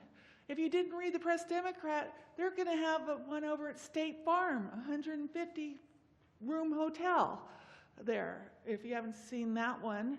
There is so much in this budget. It's not balanced. It's a lot of numbers games. You've drained a lot of funds down to minuscule amounts that were long-term. You have to look into the details here. There are lots of budgets that have been drained. Park and Low was something like $900,000. It's down to a few years ago. Now it's like $100,000. You drain the bill, everything down to nothing. And then you do these grand plans when you don't plan for the future. How much have you saved up for the West Cotati turn? Zero. How much did you actually spend on road construction, not with a grant? 0 cents last year. Yes, you can plan 1.6 whatever million, but unless you also put off projects. You pay yourselves, all the staff and everything, and then you put it on the next year's budget and the next year's budget. Yes, you can say all this stuff, but it's not what reality is. It's not how you operate. You don't do the projects. You don't, I mean, 0 road repairs in 1 year. How much? And now 1.5 million? It isn't going to happen. We all know that. You guys are saying budgets are, it's all numbers. Sorry, I'm tired. It's all a numbers game. This is not a balanced budget. It's not honest. And you're going to bankrupt the city within a few years if you don't start using the money wisely. Thank you. Mr. Barrett, please approach. Yet, once again, we see another Cotati dishonest budget. The numbers can balance all you want, but when you overinflate future revenues, which we've seen for 20 years, we've seen this kind of monkeying with the numbers, overinflating future anticipated revenues, and you underestimate realistic future expenditures, you're going to have a jive turkey budget. And I see it again tonight. Also, how much money are you putting aside for the downtown specific plan? The $73 million boondoggle, public boondoggle, a 30-year plan to build out Cotati into a thriving, tourist-oriented little Disneyland town with tiny roundabouts down the main thoroughfare that have now been outlawed. We received a little over $1 million from the Obama administration through his stimulus package, and we're into the downtown specific plan 10 years. It was 10 years when I sat in that seat as a city council member, and I spent 7 minutes explaining why the downtown specific plan was not a wise move for Cotati, and I was right. And now what are we going to do about the downtown specific plan? Let alone that we spent over $1 million in the planning of the downtown specific plan. So that's a problem for us here in Cotati. Business startups in Cotati are not what we expected. We're looking at more problems when you talk about cutting the budget too short. How few people saw the recession of 2008 coming. Well, many of us saw it, the recession coming. Many of us did not refinance our houses. Many of us saw the housing bubble for what it was. Many of us, some of us, sat there on the city council and we explained it when we were elected, what was going on and how we had to be fiscally conservative. The budget crisis of 2009, Cotati's budget crisis, was manufactured by City Manager Diane Thompson because you overspent and you did not plan efficiently for future expenditures. It was a farce. Rohnert Park was in much better shape because they used a lot more common sense. You cut these numbers really short, make your budgets tight, you're going to run into it again. And if you don't learn from history, history is going to repeat itself. All right, do we have any other public comment tonight on the issue of the budget? Looking, I'm seeing none, thank you. All right, I'm going to bring it back then to the council, see if we have any further questions for staff, comments, for the good of the order. I will say, we say this a lot to you, Mr. Veloso, but I will point out that I actually pulled this document out of my packet to make sure I remembered to bring it home, not just because of the thoroughness and the improvements that incrementally you've brought to the budget and its transparency and easiness for the public to read and get a sense of what's going on, but for just the breadth of this document in terms of a history of Cotati, funding sources, state. This pretty much will be a wonderful introductory packet for a new council member, but it's something I've been here 9 years, and I'm going to save this one for a little while. And I will tell you, I don't save many documents anymore, so I wanted to thank you. This is very good work from staff, and I want the public to know that we have very dedicated people here doing a good job. So thank you for that. And with that, if there's no further comment, I will be looking then for a motion to adopt a resolution from somebody. Oh, please. Just to echo a little bit, I think that we have come a long way, because I remember when I first was up here, it was the little financial spreadsheets that we would look through, and that's all we got. So this is leaps and bounds ahead. There's narrative in here. There's explanations as to how the budget process works, why it works a certain way.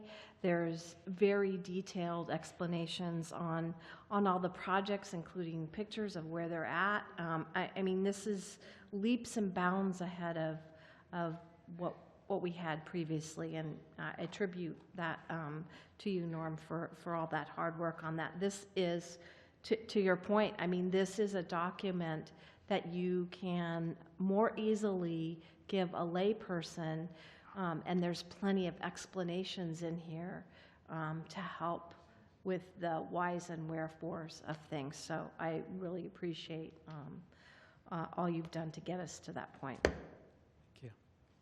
Any other closing comments? No, it hasn't already been said. So I can make a motion that the council adopt a resolution approving the city Cotati budget for fiscal year 2018-19. We have a motion and a second from Councilmember Skillman. Very good. All in favor, please say aye. Aye. Aye. Any opposition to this tonight? Seeing none, that motion carries. Thank you.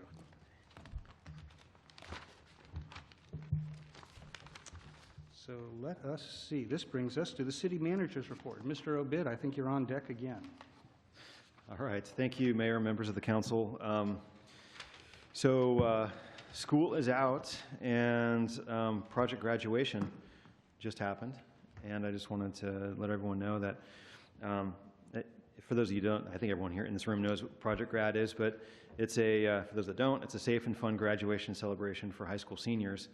And the intent is to provide a venue that is free from drugs, alcohol, tobacco, and any behavior that is annoying. I don't know if it succeeds in that, but threatening, intimidating, dangerous, or harmful. So anyway, it's a great event. And the reason why I'm bringing it up is one of our corporals, Corporal Gallo, has been a Project Grad board member from 2016 to 2018 as the law enforcement liaison and security member. And what this means is it includes orchestrating and supervising the security aspects of the event and ensuring the safety of graduates from, I'll use some police talk, internal and external sources. The graduates check in. I love this. It brings me back to the academy. Graduates check in at 21:30 hours and that's 9:30, and are required to remain at the event until 0500, 5 o'clock. What time is that? Okay. 5 o'clock in the morning. And this year, Officer Gallo, or I should say, I'm sorry, Corporal Gallo had Officer Wardell assisting her with Project Grad, and he will be organizing the next event as the security liaison. And Corporal Gallo will remain as the co-chair and provide guidance and assistance in following years. And since you asked about Officer Wardell, thanks for asking. I'll tell you a little bit more about him. So he was just awarded. He was just awarded. He was presented with an award from MAD, Mothers Against Drunk Driving, because he was on a tear last year. He had 41 DUI arrests in the calendar year last year, which is huge. So he gets and this is following. He recently had a recognition from Rotary for community service. And he will be awarded a medal from MAD, which, like a ribbon you can wear on your uniform. So it's a very big honor in the public safety realm. So it's a good job. And then just on some recreation news, this is our second week of camp, and registration is still open for future dates if anyone wants to go. Actually, you guys can't go, but if you have younger people that want to go, more than welcome. And we started last week, we started with 4 different camps running at the same time and had great attendance. Our Spanish immersion camp was full with 13 people. Camp Cotati had 14 people. And we had 2 theater camps running that had 17 and 10 campers respectively. And this week we have 10 campers at our Camp Cotati, which is our day summer camp. And we have 16 and 10 participants respectively at our Matilda camp and our Theater Madness camp. And before you ask, I don't know. I meant to look those up before this meeting, but they're very fun, I'm assured by Ashley. And then coming up, if you want to register or know people that want to register, we have sports camps coming up, Lego camps, animation camps, 3D comic art camps. The mayor might like, I don't know. And filmmaking camps and a science camp. So there's a lot more to come. And I will also add that, you know, the Camp Cotati, one of the neat features that we added this year is these other camps are partial day camps. These like theater camps and so forth are usually partial day camps.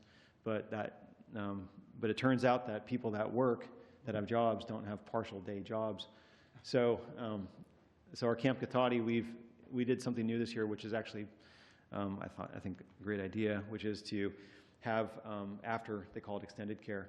So if you go to like a theater camp, then you can go to extended care at Camp Cotati until the parents are off work and can come get their children like 6 o'clock at night. So it's a new feature we added this year.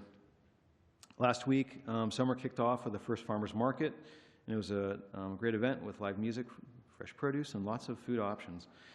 And just a reminder, this Saturday at the Cotati Music Festival in La Plaza Park from noon to 6, and it's free for all. And then we're continuing to plan for the 26th annual Cotati Kids Day Parade and celebration, and we're continuing to book vendors and accept parade entrants. And we're also looking for volunteers to help before, during, and after the event, which is going to be on July 14th. It's a great way for high school students to earn volunteer hour credits or just give back to their community while having a great time.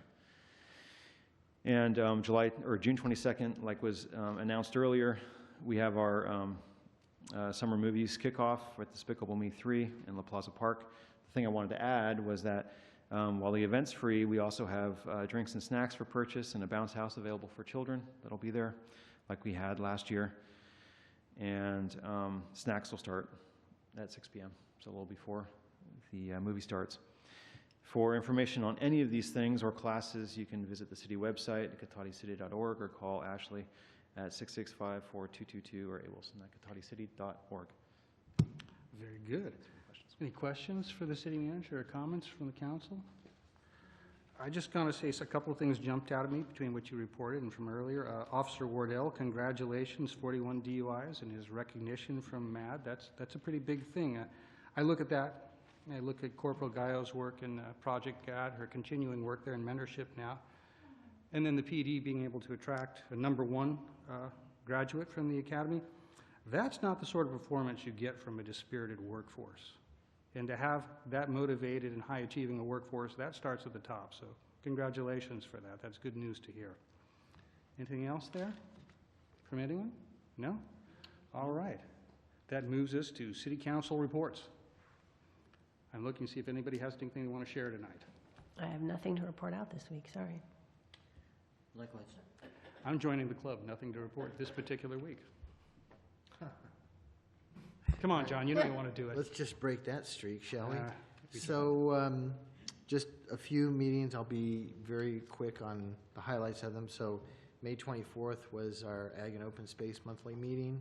The big presentation was from Burt Whitaker, Director of Regional Parks, talking about a possible measure that may go on the ballot in November to help fund regional parks. They're, like any other agency, they're in a world of hurt as far as operational dollars go. So they're going to, see what they can do. And he's been making the circuits all over Sonoma County, just talking to all kinds of constituents about this. There's a property that was recently acquired, the McCullough property. It's about 1,200 acres. And most of these properties have been going to regional parks the last few years because they can sort of operationally maintain these properties with minimal facilities. But that, it's now, there's over 115,000 acres that Sonoma County Ag and Open Space has protected, either with agricultural easements or their parks. So, and we have a new member that we got on our board, a name that might sound familiar to some council members, Steve Barbos from the city of Sonoma. He was on the city council there for a while. So it's good that he's there. Let me run into Health Action on June 1. And there was just a number of fascinating, brief presentations done on a variety of issues, but mostly about affordable housing. And sort of one of the takeaway messages, they asked the different groups of people, from educators to the politicians and medical community, to get in individual groups and answer a few questions. And there were three of us there. There was Windsor, myself, and Santa Rosa. So Sam Salmon and Ernesto was there. And one of the questions was talking about our spheres of influence and what, if anything, could be done related to affordable housing. And I thought, well, wouldn't it be really smart of us as a county and as cities to get some kind of numbers back, and we could report back at the next meeting. So in other words, from an inventory standpoint, how in the city of Cotati, how many acres that are currently zoned for housing do we have that are not developed at this point? And that doesn't mean they're going to get developed anytime soon, but just to have some kind of a general inventory of what is available out there. So we all agreed to kind of push that agenda forward. And then finally, on the next day, June 2nd, on Saturday, was the dedication of Andy's Unity Park from Andy Lopez in southwest Santa Rosa. I went not only as a city representative, but as the chair of Ag and Open Space, because we gave $1 million to that whole complex there. It was a huge turnout of people. It was ridiculously hot that day. It was one of those great days, but highly emotional from the number of speakers, and most of them were family members, including his parents and his siblings were there. So, so it was a really cool event, and I was happy to go to that. Done. Councilmember Harvey. I just have one thing to report. I attended the ABAG meeting on May 31st, and we approved the budget for this year. Our dues increased by $3 from $2,228 to $2,331. It was not bad. So, but they did have a good speaker. It was, and I did get his book. I haven't read it yet. I just got it, but he was talking about how basically the world is changing and governments are changing, and this whole top-down, the federal government, state, and all that, nobody's there to help you. So there's a lot more local stuff. And so things are changing in some cities where cities are working together horizontally with public sector and public-private and civic actors to kind of do things. So there's a few cities that have done some pretty cool projects that were of note that he talked about. So something maybe in the future for us to look at, you know, who are others that we could work with to do some things, because stuff isn't coming up and down. So anyways, it was a very good presentation. Excellent.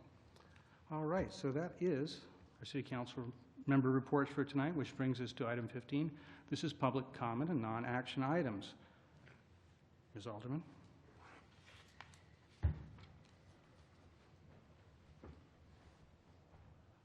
First, I'd like to, for future agenda items, not only is weed abatement a problem, also on the west of the freeway side especially, is tree management on properties. There are numerous properties that have trees, have power lines into the trees, especially in our little corner of the neighborhood. We have 32 thingamajiggers hanging from one pole. We have another pole that is right in the middle of a 50-foot tree. You know, this is a big fire hazard, and you need to be dealing with, there's 50-foot trees falling that could easily fall and damage many of, cause a wildfire, damage other houses, and it's gone out of control. That people don't do anything in our neighborhood to deal with this issue. PG&E doesn't come out too often because they don't get reports of problems, other than they did come out and hook up the new neighbors the other day, and I talked to them. But other than that, we need to be dealing with tree management. And back to weed abatement, I still want it as an agenda item. It is majorly important. I don't care about anything else that happens here. Weed abatement, we are right after a firestorm. It is, you have not been cooperating with the Rancho Adobe Fire District with this issue. You have not been talking to Greg Carricker. You have not been talking to the board. You do have jurisdiction within the city limits. You did for decades enforce the city code. You can't sit and turn around and for all these years and then say no. Everybody knows the story. Diane Thompson took those weed abatement files down. The cities put them on on Trainer's desk and said, weed abatement is the fire district's responsibility now. And for 6 years, you guys have denied it being your responsibility. It is your responsibility. You are not communicating with the fire district. You're lying on the community voice. Or you dictate what's said when it's not true. It is enough. You know, when are you guys going to get this? When you're tarred and feathered down at that hole? I mean, I have PTSD from the firestorm, yes, but so does a lot of other people, and you are not dealing with it. Mr. Barrich.